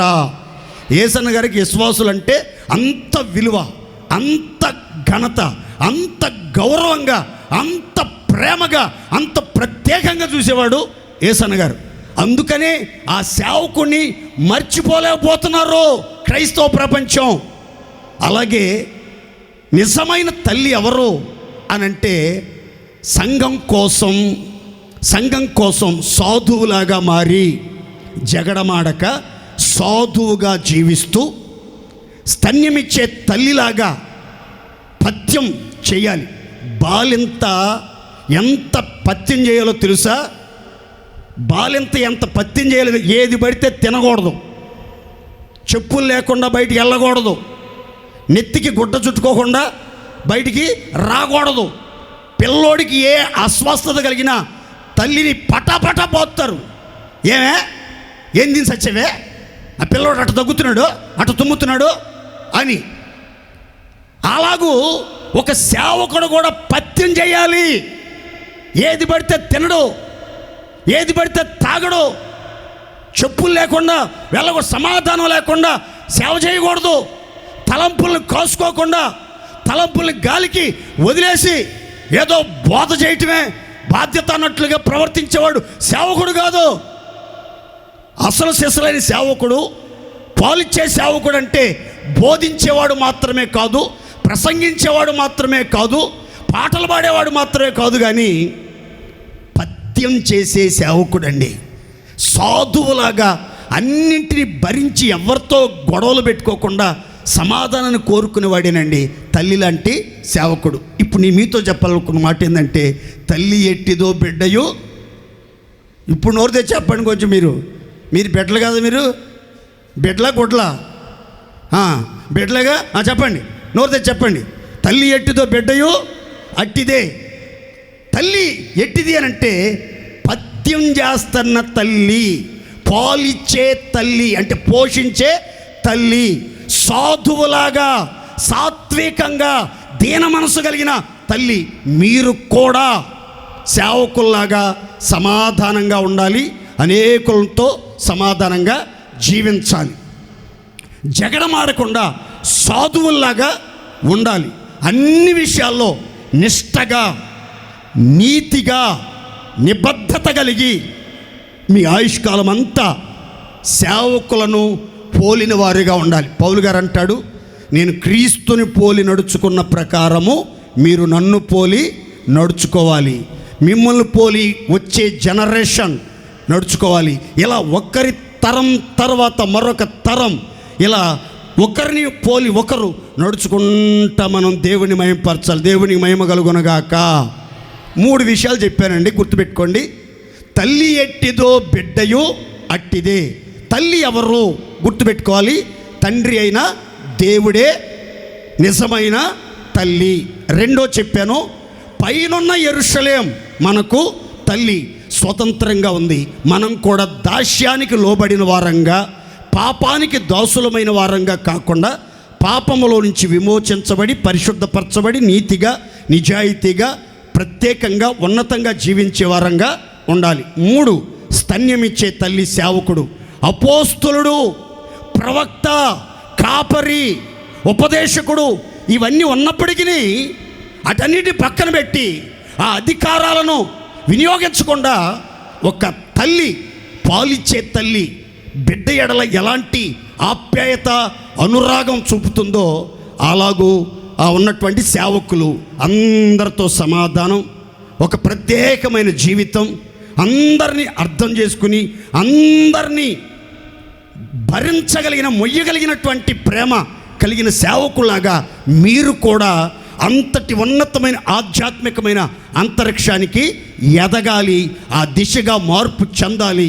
అని ఈ మదర్స్ డే శుభ సందర్భంగా దేవుడు మనతో మాట్లాడుతున్నాడు. దేవునికి మహిమ కలుగునగాక. ఓకే, ఇప్పుడు తల్లి ఎట్టిదో బిడ్డయు అట్టిదే అనే మాటలు ఒక 3 మాటలు చెప్తాను క్లుప్తంగా, ఒక అర్ధగంటలో. చాలా విలువైన మాటలు, చాలా ప్రాముఖ్యమైనటువంటి మాటలు, భవిష్యత్ తరాలకు ప్రయోజనకరమైనటువంటి మాటలు చెప్తాను. అందరు జాగ్రత్తగా వినండి. పరమగీతం 6వ అధ్యాయం 9వ వాక్యం. పరమగీతం 6:9. నా పావురము ఒక్కతే, ఆమె తన తల్లికి ఒక్కతే కుమార్తె, కన్న తల్లికి ముద్దు బిడ్డ, స్త్రీలు దానిని చూచి ధన్యురాలని అందరూ, రాణులను ఉపపత్నులను దాన్ని పొగుడుతారు. ఒక కన్న తల్లి కనబడుతుంది ఇక్కడ మనకి. ఆ కన్న తల్లికి ముద్దు బిడ్డ కూడా కనబడుతుంది. ఒక కన్న తల్లి కనబడుతుంది, ఆ తల్లికి ముద్దు బిడ్డ కనబడుతుంది. ఆ తల్లికి ఉన్నటువంటి ముద్దు బిడ్డ లక్షణాలు అక్కడ రాయబడ్డాయి. ఏమని? నా పావురం, నా నిష్కళంకురాలు ఒక్కతే, నా పావురం, నా నిష్కళంకురాలు ఒక్కతే, ఆమె తన కన్న తల్లికి ముద్దు బిడ్డ. రాణులు ఉపపత్నులు యెరూషలేము కుమార్తెలు ఆమెను పొగుడుతున్నారు, ఆమెను గణపరుస్తున్నారు, ఆమెను కొనియాడుతున్నారు అనే శ్రేష్టమైనటువంటి మాటలు ఇక్కడ మీరు చూస్తారు. చూడండి, ఈ మాటలన్నీ నేను యేసుక్రీస్తుకి, సంఘానికి, ఆ తర్వాత సేవకునికి, విశ్వాసులకు పోల్చి అన్ని వివరాలు మీకు చాలా స్పష్టంగా చెప్తాను. తలపైకి చూడండి అందరూ. నా పావురం, నా నిష్కళంకురాలు ఒక్కతే, ఆమె తన కన్న తల్లికి ముద్దు బిడ్డ. దేవునికి మహిమ కలుగునుగాక. యేసుక్రీస్తును గూర్చి బైబిల్ చెప్పే మాట ఏంటంటే, ఆయన పావురము వంటి నిష్కపటమైన వాడు, పావురము వంటి శాంతి దూత, శాంతి దాత. పావురం పరిశుద్ధ గ్రంథంలో పరిశుద్ధతకు, ఆ తర్వాత సాధుత్వానికి, శాంతికి చిహ్నం. ఈ పావురం క్రూరమైనటువంటి పక్షి కాదు. పావురం క్రూరమైనటువంటి పక్షి కాదు, సాధు అయినటువంటి పక్షి. సాధుత్వం కలిగింది. ఆ తర్వాత పరిశుద్ధత అంటే నిష్కపటమైన జీవితం, చేదు కట్టు లేనటువంటి స్థితి. ఆ తర్వాత అది శాంతికి సంకేతంగా మనం బైబిల్లో చూస్తాం. యేసుక్రీస్తు కూడా పరిశుద్ధతలో పరిపూర్ణుడు. యేసుక్రీస్తు కూడా కపటము లేని నిష్కపటమైన, నిర్దోషమైన, నిరపరాధి అయిన దేవాది దేవుడు. ఆయనలో ఏ కపటం లేదు, ఏ దోషం లేదు, ఏ పాపం లేదు. ఆయన నిర్దోషి, నిష్కల్మషుడు, శాంతి సంపూర్ణుడైన గొప్ప దేవుడైన ఆ దేవుళ్ళలాగానే సంఘం కూడా ఎలా ఉండాలంటే, బండ సందులలో ఎగురు నా పౌరమా, పేటు బీటులను ఆశ్రయించు నా పౌరమా, నీ ముఖము మనోహరం, నీ స్వరము మధురం. ఎవరి గురించి? సంఘాన్ని గురించి చాలా ప్రత్యేకంగా రాయబడినటువంటి మాటలు. సంఘం కూడా ఎలా ఉండాలంటే పావురంలాగా ఉండాలి, యేసయ్యలాగా ఉండాలి. యేసయ్యలాగా పవిత్రంగా, సమాధానంగా, సంతోషంగా, ఏ చేదైన అనుభవాలు లేకుండా ప్రత్యేకంగా జీవించాలి. సేవకుడు కూడా ఒక శాంతికి గుర్తుగా, పవిత్రతకు ప్రాధాన్యత ఇచ్చే వ్యక్తిగా, సాధువులాగా ఉండాలి. కానీ క్రూరత్వంగా, క్రూర జంతువుల్లాగా, క్రూరమైన పక్షుల్లాగా, క్రూరత్వం కలిగిన మనుషుల్లాగా ప్రవర్తించకూడదు. దేవుని పిల్లలమైన మనం తల్లి ఎట్టిదో బిడ్డయు అట్టిదే అని చెప్పుకునేటట్లుగా కన్న తల్లికి ముద్దు బిడ్డల్లాగా ఉండాలి. దేవునికి మహిమ కలుగునుగాక. ఒక్కసారి ఆగి ఆలోచించండి. మీరు రక్షించబడ్డారు, సంఘంలో చేర్చబడ్డారు. మరి కన్న తల్లికి అంటే సంఘానికి ముద్దు బిడ్డల్లాగా, ప్రేమ కలిగిన బిడ్డల్లాగా, ముద్దొచ్చే బిడ్డల్లాగా ఉన్నారా? లేకపోతే వాతలు పెట్టాలనిపించే బిడ్డల్లాగా ఉన్నారా? కన్న తల్లి ఆదరణ పొందేటట్లుగా ప్రవర్తిస్తున్నారా? కన్న తల్లికి కడుపు కోత మిగిల్చేవారిలాగా జీవిస్తున్నారా? ఒక కన్న తల్లి, సేవకుడు కానీ విశ్వాసులు కానీ మిమ్మల్ని బట్టి కన్నీరు కార్చేటట్లుగా మీరు ప్రవర్తిస్తున్నారా? ఎప్పుడు చెప్తానో మరలా చెప్తున్నా, గుర్తుపెట్టుకోండి. ఒక సేవకుడైనా, ఒక విశ్వాసి అయినా, ఒక ఆత్మీయుడైనా నిన్ను గూర్చి కన్నీరు పెట్టకూడదు, నీ కోసం కన్నీరు పెట్టాలి. నిన్ను గూర్చి కన్నీరు పెట్టారు, నిన్ను బట్టి కన్నీరు పెడుతున్నారంటే ఆ కన్నీళ్ళు మనకి శాపం, ప్రమాదం. మన కోసం కన్నీరు గాచి ప్రార్థన చేస్తుంటే ఆ కన్నీళ్ళు మనకి ఆశీర్వాదం, శాప విముక్తి. దేవునికి మహిమ కలుగునుగాక. కనుక కన్న తల్లికి ముద్దు బిడ్డలుగా ఎవరుంటారు అని అంటే పౌరులాగా బ్రతికేవాళ్ళు, నిష్కళంకమైన జీవితం, నిర్దోషమైన జీవితం, నిరపరాధ జీవితం, అతి పవిత్రమైన జీవితం, అమూల్యమైనటువంటి జీవితం, మంచి వ్యక్తిత్వం, మంచి సాక్ష్యం, ప్రేమ, కనికరం కలిగి అందరికీ అనుకూలంగా ఉండేవాళ్ళంటే సంఘంలో సేవకులకి ముద్దొస్తారు, ప్రేమిస్తారు, వాళ్ళ కోసం ప్రార్థన చేస్తారు, వాళ్ళని హృదయంలో భద్రపరుచుకుంటారు. అలా కాకుండా పావురంలాగా కాకుండా గొడ్లగోబలాగా, రాబందుల్లాగా, శవాలను పీక్కుతున్న కాకిలాగా ఉన్నారనుకోండి, ముద్దు బిడ్డలుగా ఉంటారా? వాళ్ళని గుండెల్లో పెట్టుకోగలుగుతారా? వాళ్ళని భరించగలుగుతారా? వాళ్ళ కోసం విజ్ఞాపన చేయగలుగుతారా? మీరు ఆగి ఆలోచించాలి. ఈరోజు తల్లి ఎట్టిదో బిడ్డ అట్టిదే. నా తల్లి పావురం, నా సేవకుడు పావురం, నా సంఘం పావురం. మరి నేను ఎలా ఉన్నాను? గొట్లగోబలాగా ఉన్నానా? రాబందులాగా ఉన్నానా? కాకిలాగా ఉన్నానా? లేకపోతే ప్రత్యేకమైనటువంటి పావురంలాగా, నిష్కళంకమైన పావురంలాగా, బండ సందుల్లో ఎగురుతున్న పావురంలాగా, మనోహరమైన పావురంలాగా, అతి అందమైన పావురంలాగా ఉన్నానా లేదా అని ఆగి మనం ఆలోచించుకోవాలి. దేవునికి మహిమ కలుగునుగాక. ఇక్కడ ఒక మాట ప్రత్యేకంగా మీరు గమనించండి. నా పావురము, నా నిష్కళంకురాలు ఒక్కతే. ఆ మాట మీరు చాలా జాగ్రత్తగా వినాలి. ఒక్కతే అంటే అర్థం ఏంటంటే దేవుని దృష్టిలో రక్షించబడిన పరిశుద్ధులు, వెలిగించబడిన పరిశుద్ధులు, బండ సందుల్లో ఎగురుతున్న పరిశుద్ధులు దేవుని దృష్టిలో చాలా ప్రత్యేకమైనటువంటి వారు. దేవునికి మహిమ కలుగునుగాక. దేవునితో ఒక ప్రత్యేకమైన వ్యక్తిగత సంబంధం కలిగినటువంటి వారు, విలువైనటువంటి వారు, ప్రత్యేకమైన వారు, వ్యక్తిగత సంబంధం కలిగినటువంటి వారు, దేవునితో విలువైనటువంటి వారు. మీరు అంత ప్రత్యేకంగా ఉండాలి. యేసయ్యను గురించి బైబిల్లో పౌలు గారు చెప్తాడు. యేసు పవిత్రుడు, నిర్దోషి, నిష్కల్మషుడు, పాపులలో చేరక ప్రత్యేకంగా ఉన్నవాడు. దేవునికి స్తోత్రం కలుగునుగాక. మరి మనం కూడా ఎలా ఉండాలి? ప్రత్యేకంగా ఉండాలి. నలుగురితో డాష్, గుంపుతో డాష్ అన్నట్టుగా మనం ఉండకూడదు. మనకంటూ ఒక ప్రత్యేకత, పాట పాడినా, మాట్లాడినా, సాక్ష్యమిచ్చినా, వస్త్రధారణ కలిగి ఉన్నా, ఎక్కడ ఎంతమందిలో ఉన్నా సరే మన గుర్తింపు చాలా విశిష్టంగా, ప్రత్యేకంగా ఉండాలి.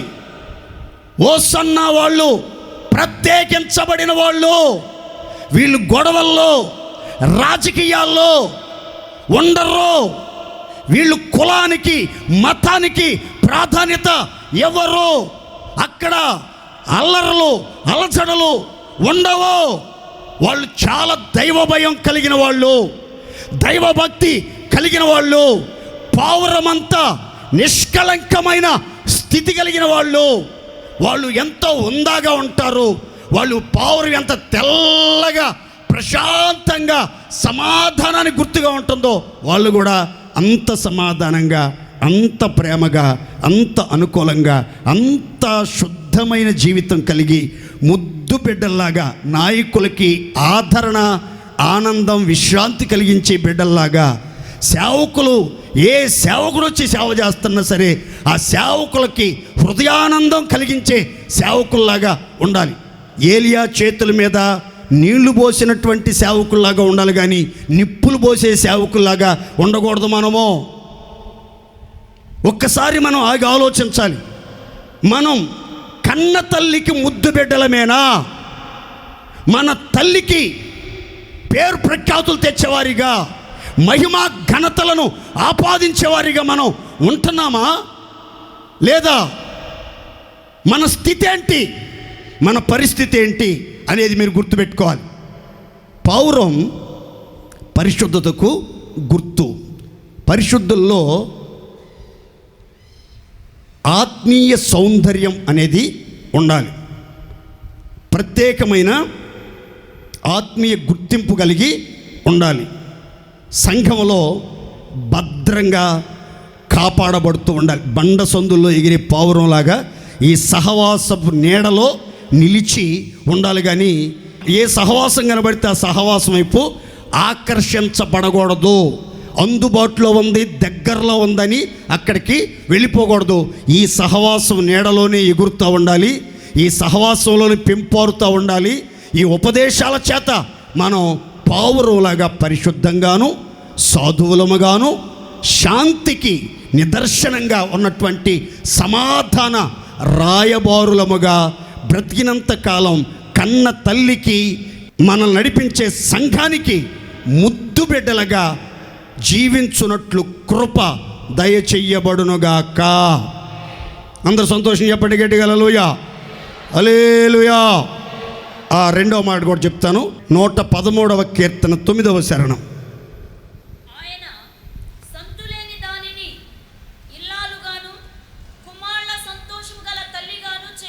అందరు చప్పట్లు కొట్టండి సంతోషంగా. ఇక్కడ ఒక తల్లిని మీకు చూపిస్తున్నాను, గమనించండి. ఆ తల్లి పేరు ఏం పేరంటే సంతోషము గల తల్లి. అందరు నోదే చెప్పండి గట్టిగా. తల్లి సంతోషంగా ఉంటే బిడ్డలు కూడా ఎట్లా ఉండాలి? నోరు దగ్గర చెప్పాలి గట్టిగా. బిడ్డలు కూడా ఎట్లా ఉండాలి? ఉసూరు మంట, బస్ స్టాండ్లో బ్యాగులు పోగొట్టుకున్న వాళ్ళలాగా, లంకణాల బండి వాళ్ళలాగా ఉండాలా? దుఃఖముకులై ఏదో పోగొట్టుకున్నట్లుగా, ఏదో జరిగిపోయినట్లుగా అయోమయంగా ఉండకూడదు. తల్లి సంతోషంగా ఉంది కనుక బిడ్డలు కూడా సంతోషంగా జీవించాలి. దేవునికి మహిమ కలుగునుగాక. ఈ కీర్తన చాలా ప్రాముఖ్యమైనటువంటి కీర్తన, చాలా అర్థవంతమైనటువంటి కీర్తన. ఈ కీర్తనలో రాయబడిన మాట చూడండి. సొంతులేని దానిని, సంతానము లేని దానిని ఇల్లాలుగా, ఇంటిలో నివసించు దానిగా చేస్తాను. సంతానహీనురాలిగా ఉన్నటువంటి దానిని కుమారులు కలిగి సంతోషించుచు ఉన్నటువంటి తల్లిగా నేను మారుస్తాను. అందుకే భూమి ఆకాశములను వంగి చూస్తున్నాను ఈ కార్యం చేయటానికి అని దేవుడు చెప్తున్నాడు. ఇందులో కొన్ని ఆత్మీయ సత్యాలు చెప్తాను, తలపైకి చూడండి. ఈ కీర్తన రాసే కాలానికి సంతానం లేకపోవటం అనేది అవమానానికి గుర్తుగా, ఒంటరితనానికి గుర్తుగా, భరించలేని బాధకు గుర్తుగా ఉండేది. భరించలేని బాధ, అవమానం, ఒంటరితనం. ఆత్మీయ కోణంలో చెప్తున్నాను, గమనించండి. సంతానం లేకపోవటం, సొంత లేకపోవటం ఆత్మీయంగా చెప్తున్నాను, గుర్తుపెట్టుకోండి.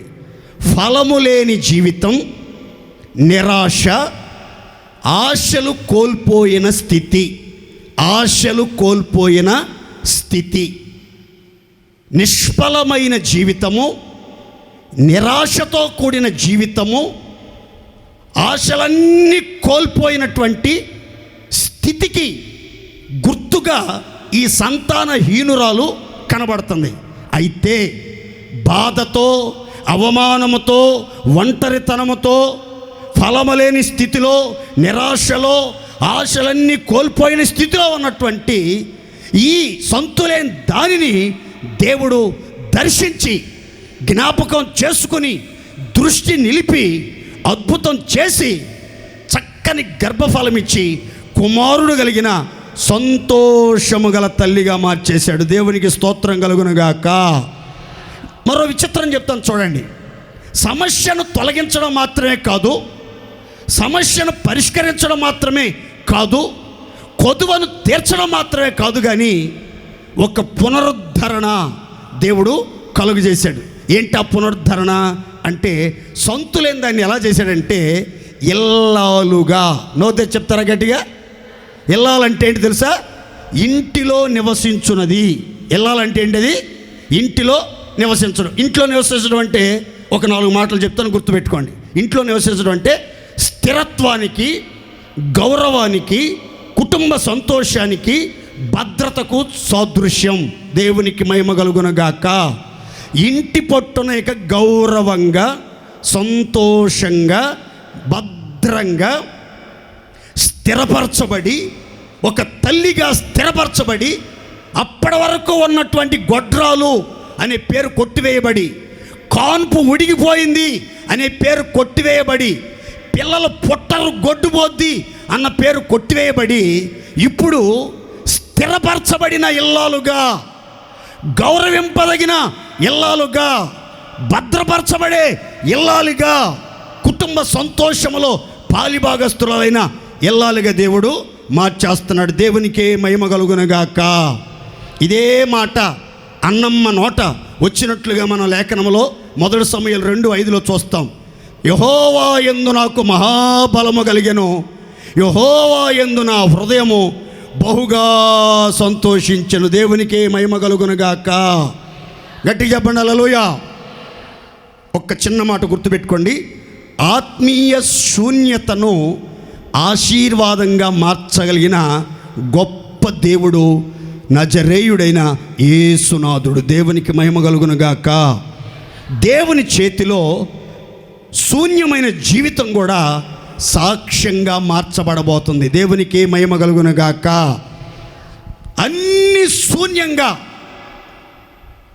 అన్ని వెలితిగా, అన్ని లోపంగా, గుండెలంతా దుఃఖంగా, ఆశలన్నీ కోల్పోయిన స్థితిలో, జీవితం మీద విరక్తి చెంది ఎందుకు బ్రతకాలి, ఎవరి కోసం బ్రతకాలి, జీవితంలో సుఖం లేదు, సంతోషం లేదు, విశ్రాంతి లేదు, నెమ్మది లేదు, ఎంతకాలం ఈ కన్నీళ్ళు, ఎంతకాలం ఈ అవమానాలు, ఎంతకాలం ఈ అవస్థలతో కూడిన స్థితి అని కృంగిపోతున్నారా?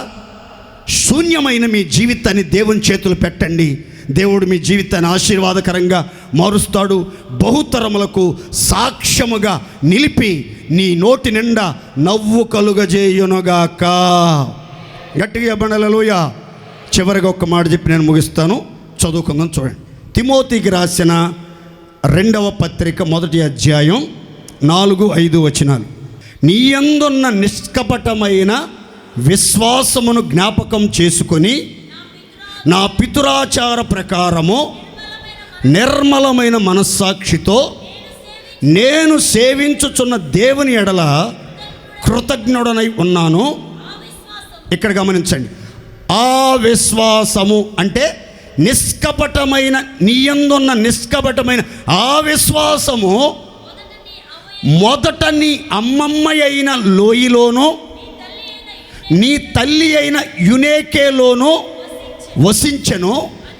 అది నీయందు సహా వసించుచున్నదని నేను రూఢిగా నమ్ముచున్నాను. అందరు చప్పట్లు కూడా దేవుని మహిమపరచండి సంతోషంగా. ఇక్కడ చిన్న మాట చెప్పి ముగిస్తాం చూడండి. నిష్కపటమైన విశ్వాసం 3 తరాలకి ఎగబాకింది. నిష్కపటమైన విశ్వాసం 3 తరాలకి ఎగబాకింది. 3 తరాలలో విశ్వాసము అనే ఒక ప్రవాహం ప్రవహిస్తూ వచ్చింది. ఆత్మీయ వారసత్వంగా, ఆత్మీయ ఆశీర్వాదంగా విశ్వాసం అనే ఒక ప్రవాహం 3 తరాలలో ప్రవహించింది. ఈ మాటలు నేను మీతో చెప్పడానికి చాలా సంతోషిస్తున్నాను. అందరు జాగ్రత్తగా తలపైకి చూడాలి. మీ కుటుంబం మీ పిల్లలకి, మీ ఇంటి వారందరికీ విశ్వాస పాఠశాలగా మార్చబడాలి. దేవునికి మహిమ కలుగునుగాక. ఏ పాఠశాల? నోరు తెచ్చి చెప్పాలి గడి. ఏ పాఠశాల? ఈ పాఠశాలలోనే మీ పిల్లల విశ్వాసాన్ని నేర్చుకోవాలి, ఇతరులను గౌరవించడం నేర్చుకోవాలి, నీతిగా బ్రతకటం నేర్చుకోవాలి, భక్తి నేర్చుకోవాలి, ప్రార్థనా జీవితం నేర్చుకోవాలి, ఎదుటి వాళ్ళని పలకరించడం, పరామర్శించడం నేర్చుకోవాలి, యథార్థంగా ప్రవర్తించడం నేర్చుకోవాలి. మీ కుటుంబం, నీ ఇంటి వారికి, నీ పిల్లలకు విశ్వాస పాఠశాలగా ఉందా లేదా? నీ కుటుంబం విశ్వాస పాఠశాలగా మార్చబడాలి. ఆస్తి కన్నా విశ్వాసం గొప్ప వారసత్వం అండి. చూడండి, లోయి అనే యునేక వాళ్ళ అమ్మగారు, తిమోతి వాళ్ళ అమ్మమ్మ మొదట ప్రభువుని తెలుసుకుంది. ఆమె నీతిగా బ్రతికింది, కన్నీళ్లతో ప్రార్థించింది. ఆమెలో 3 సుందరమైన లక్షణాలు చెప్తాను చూడండి. దేవుని భయము కలిగినటువంటి తల్లి, శక్తిగల పరిశుద్ధ లేఖనాలను కుమార్తెకి, మనవడికి నేర్పించినటువంటి తల్లి, విశ్వాసాన్ని కుమార్తె అయిన యునేకాలోను, మనవడైనటువంటి తిమోతిలోను నాటినటువంటి తల్లి ఎవరో? లోయి. దేవుని స్తోత్రం చెప్పండి గట్టిగా. తిమోతి వాళ్ళ అమ్మమ్మ పేరు చెప్తాను, గుర్తుపెట్టుకోవాలి అందరూ. లోయి. తరతరాలకి విశ్వాసాన్ని నేర్పించిన మహాతల్లి, భక్తి కలిగిన తల్లి, దైవ భయం కలిగి శక్తి కలిగిన పరిశుద్ధ లేఖనాలను నేర్చుకొని పిల్లలకి, ఇంటి వారికి నేర్పించి పిల్లల్లో విశ్వాసాన్ని నాటి, విశ్వాసాన్ని నూరిపోసి విశ్వాసములో వృద్ధిపరిచినటువంటి తల్లి లోయి. ఆ తల్లి దగ్గర, యూనేకే అమ్మ దగ్గర విశ్వాసాన్ని నేర్చుకుంది. ఈ అమ్మ దగ్గర తిమోతి విశ్వాసాన్ని నేర్చుకున్నాడు. ఏ విశ్వాసం ఇంతకీ అని అంటే, నిష్కపటమైన విశ్వాసం. నోరు తెచ్చి చెప్తారా గట్టిగా? అంటే ఆ విశ్వాసంలో నటన లేదు, ఆ విశ్వాసంలో వేషధారణ లేదు. యథార్థమైన విశ్వాసం, దృఢమైన విశ్వాసం, అతి పరిశుద్ధమైన విశ్వాసం, అమూల్యమైన విశ్వాసం, గొప్ప విశ్వాసం, లోపము లేని విశ్వాసం, స్థిరమైన విశ్వాసం, వృద్ధి పొందే విశ్వాసం, జీవింపజేసే విశ్వాసం.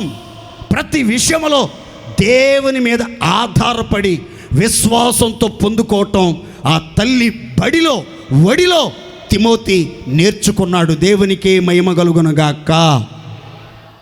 తల్లి ఎట్టిదో బిడ్డయు అట్టిది. తల్లి ఎట్టిది? నిష్కపటమైన విశ్వాసము కలిగినది. ఒక కుటుంబం దేవునికి అంకితమైతే తరాలు ఆశీర్వదించబడతాయి. దేవునికి మహిమ కలుగునుగాక. తల్లి అమ్మమ్మల ప్రభావం కుమారుడి మీద, మనవడి మీద పడినట్లుగా ఆ కుమారుడు శక్తివంతమైన మహిమగల సేవ చేసినట్లుగా లేఖనంలో చాలా స్పష్టంగా రాయబడింది. కనుక మీ జీవిత పయనములో మీరు ఒక్కటే గుర్తుపెట్టుకోండి, మన దేవుడు ఎవరో చెప్తాను గుర్తుపెట్టుకోండి, మన సేవకులు ఎవరో చెప్తాను గుర్తుపెట్టుకోండి, మన సంఘం ఎట్లా ఉండాలో చెప్తాను గుర్తుపెట్టుకోండి. మన దేవుడు ఎవరంటే విశ్వాసమునకు కర్తయు దానిని కొనసాగించు వాడు. మన సేవకులు ఎవరు అనంటే పౌలు గారు హెబ్రీ పత్రిక 13వ అధ్యాయం రాస్తాడు, అంతము వరకు వారు నడుచుకొనిన మాదిరి చొప్పున వారి విశ్వాసాన్ని అనుసరించండి. మీ పైన నాయకులుగా ఉండి మీకు వాక్యాన్ని బోధించిన సేవకుల యొక్క విశ్వాసాన్ని అనుసరించి అంతము వరకు వారు నడుచుకొనిన రీతిని మీరు కూడా అనుసరించండి. అంటే పితరులందరూ కూడా విశ్వాసాన్ని బట్టే సాక్ష్యాన్ని పొందుతా వచ్చారు. పౌలు కూడా అపోస్తల కార్యాలు రాయబడి ఉంటుంది, సంఘములు విశ్వాసమందు స్థిరపరచబడి అనుదినము లెక్కకు విస్తరించుచు ఉండెను. సంఘాలు విశ్వాసంలో స్థిరపరచబడుతున్నాయి. మన దేవుడు విశ్వాసానికి కర్త. సేవకుల విశ్వాసంతోనే ప్రతి విషయంలో దేవుని మీద ఆధారపడి మహిమగల పరిచర్య జరిగిస్తున్నారు. ఆయన పిల్లలమైనటువంటి మనం కూడా ఆఖరి శ్వాస వరకు విశ్వాసంతోనే జీవించాలి, విశ్వాసంతోనే బ్రతకాలి. దేవుని సన్నిధిలో ప్రార్థన చేసేటప్పుడు విశ్వాసంతోనే అడగాలి. దేవుని స్తోత్రం చెప్పండి గట్టిగా. దేవుణ్ణి అడిగేటప్పుడు సందేహంతో అనుమానంతో అడగబాకండి. 10 రాళ్ళు ఎత్తే ఒక రాయైనా తగలకపోద్దా, 10 సార్లు ప్రార్థన చేస్తుంటే ఒకసారి దేవుడు వెనకపోతున్నాడా అనుకోబాకండి. ప్రతిసారి దేవుడు ఖచ్చితంగా నా మనవి వింటున్నాడు. నీ మనవలో ఆలస్యం కావచ్చేమో కానీ అద్భుతం జరగటం మాత్రం ఖచ్చితంగా జరుగుతుంది, ఖచ్చితంగా జరుగుతుంది. దేవుని మాట ఒక్కడు కూడా నిరర్ధకం కాదు. కాకపోతే మీరు ప్రార్థన చేసేటప్పుడు అడిగేటప్పుడు విశ్వాసంతో అడగాలి. ఏ కపటము లేనటువంటి విశ్వాసం మీలో ఉండాలి. జ్ఞానం కోసం అడిగినా, కుటుంబం కట్టబడాలని అడిగినా, సంతానం కోసం అడిగినా, స్వస్థత కోసం అడిగినా, కాలేజీ సీటు కోసం అడిగినా, రుణ సమస్యలకు విముక్తి కోసం అడిగినా, కుటుంబం అంతా సంతోషంగా ఉండాలని అడిగినా, మీ జీవితంలో మీకు ఏది కావాలన్నా విశ్వాసంతో అడగండి. నిష్కపటమైన విశ్వాసాన్ని కలిగి జీవించండి. మీ విశ్వాస పరిమాణాన్ని బట్టి దేవుడు అద్భుత కార్యాలు జరిగించునుగాక. సంతోషం చెప్పండి గట్టిగా హల్లెలూయా, హల్లెలూయా. చివరికి ఒక చిన్న మాట చదువుకుని ప్రార్థన చేద్దాం. అపోస్తల కార్యాలు 1:14, వీరందరూ వీరితో కూడా కొందరు స్త్రీలను, ఈ మాట అండర్లైన్ చేసుకోండి, యేసు తల్లి అయిన మరియయు ఆయన సహోదరులను ఏక మనసుతో ఎడతెగక ప్రార్థన చేయుచుండిరి. చప్పట్లు కూడా సంతోషంగా దేవుని మహిమపరచండి. ఇక్కడ ఈ వాక్యం చాలా చాలా విచిత్రమైనటువంటి వాక్యం, చాలా వింతైనటువంటి వాక్యం ఇది. ఈ వాక్యాన్ని చాలా జాగ్రత్తగా గమనించండి. మొదటి సంఘం యొక్క ఆత్మీయ స్థితిని అందంగా చూపించిన వాక్యం ఇది. మొదటి సంఘం యొక్క గొప్ప బలం ఐక్యతలో ఉంది.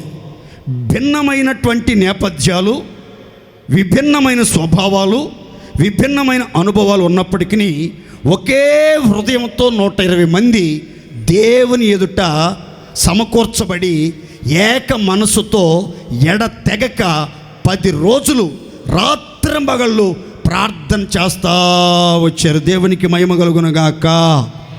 విభజన ఉన్న చోట కాక ఐక్యత ఉన్న చోట దేవుడు తన శక్తిని కొమ్మరించునుగాక. సంతోషం చెప్పండి గట్టిగా హల్లెలూయా.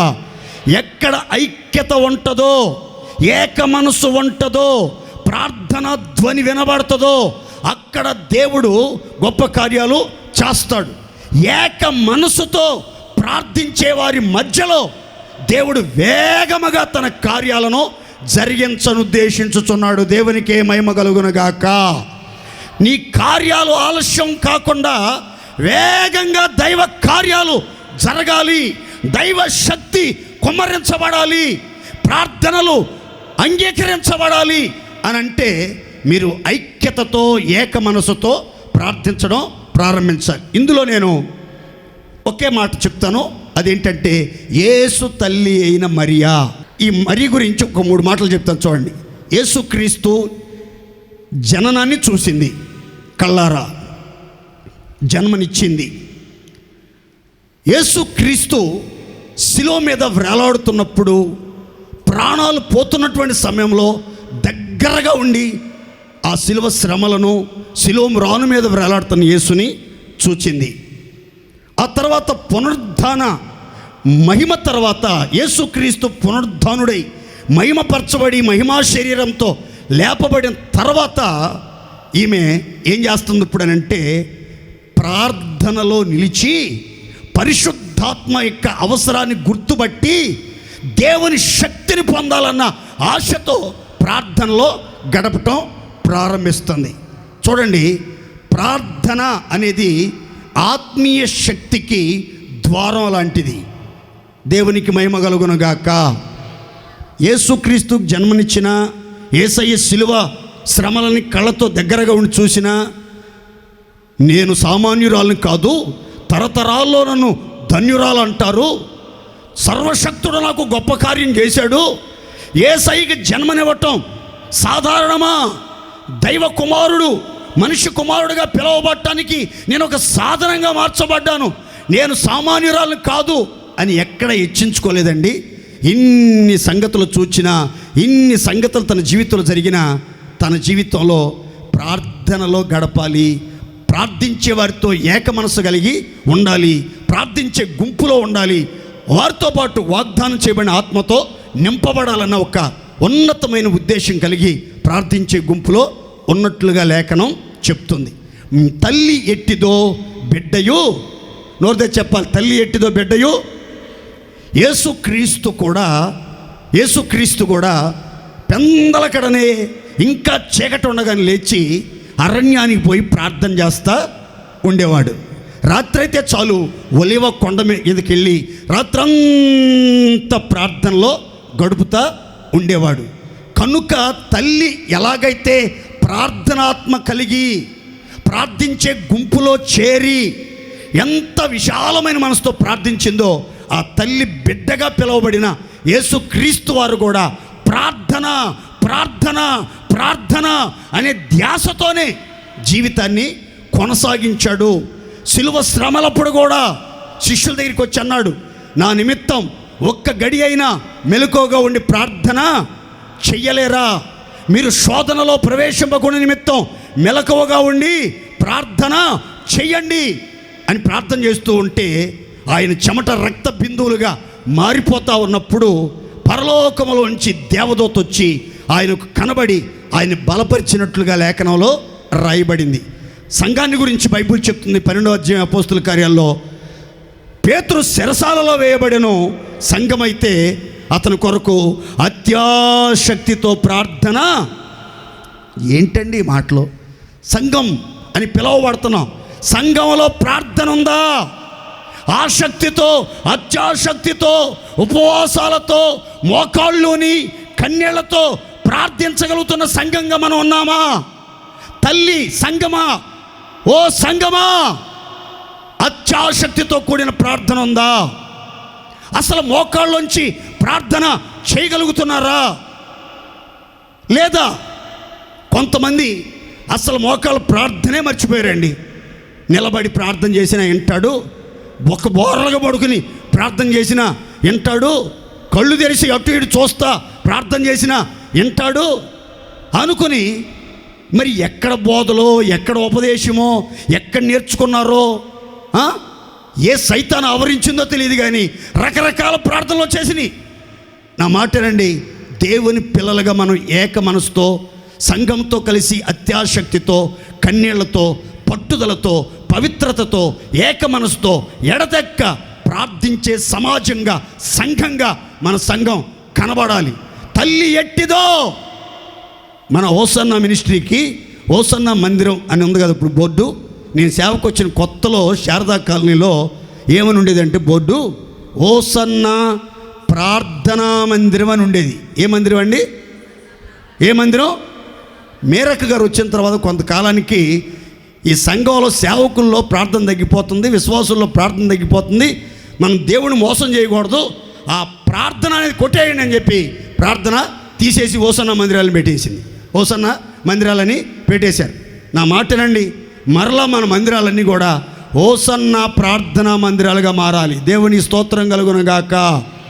స్తోత్ర ప్రార్థనలు జరగాలి, పట్టుదలతో కూడిన ప్రార్థనలు జరగాలి. ప్రతిరోజు ప్రజలు గుంపులు గుంపులుగా వచ్చి మందిరాల్లో ప్రార్థనలు చేసుకోవాలి. ఏకాంత ప్రార్థన, కుటుంబ ప్రార్థనలు, సంఘ ప్రార్థనలు, ఉపవాస ప్రార్థనలు, ఉద్యమ ప్రార్థనలు, ఇలా ప్రార్థనలు జరుగుతూనే ఉండాలి. ప్రార్థన అనగానే లేచిపోకూడదు కిందకి, ప్రార్థన అనగానే మోకాళ్ళ మీదకి వెళ్ళాలి, ప్రార్థన అనగానే మోకాళ్ళ మీదకి వెళ్ళాలి. తల్లి ఎట్టిదో బిడ్డయు, నోరు తెచ్చి చెప్పాలి గట్టిగా. తల్లి తిని పండుకుంటుంది గురకబెట్టి, బిడ్డ కూడా ఏం చేస్తుంది? మోకాళ్ళ మీద ప్రార్థన చేస్తుందా? ఏం చెప్పరు? బిడ్డ కూడా తిని గురకబెట్టి, అంతకుముందు గురకొచ్చేది కదా, పొట్టొచ్చింది కదా, గురకొచ్చేస్తుంది ఆటోమేటిక్గా. నా మాటనండి, మీ జీవితంలో కూడా పావురమలాగా పరిశుద్ధంగా సాధువులుగా సమాధానంగా ఉండండి. దేవుడు అలా ఉన్నాడు, మీరు కూడా అలా ఉండండి. సంఘం కూడా అట్లా ఉండాలి, సేవకులు కూడా అట్లా ఉండాలి, దేవుని పిల్లలు కూడా అట్లాగే ఉండాలి. ఆ తర్వాత మనం చదువుకున్నాం సంతోషం గల తల్లి. పౌలు గారు అంటాడు, మేము దుఃఖపడిన వారమైనట్లుండి ఎల్లప్పుడూ సంతోషించువారము. మన దేవుడు ఆనందమయుడు, సంతోషానికి కారకుడు.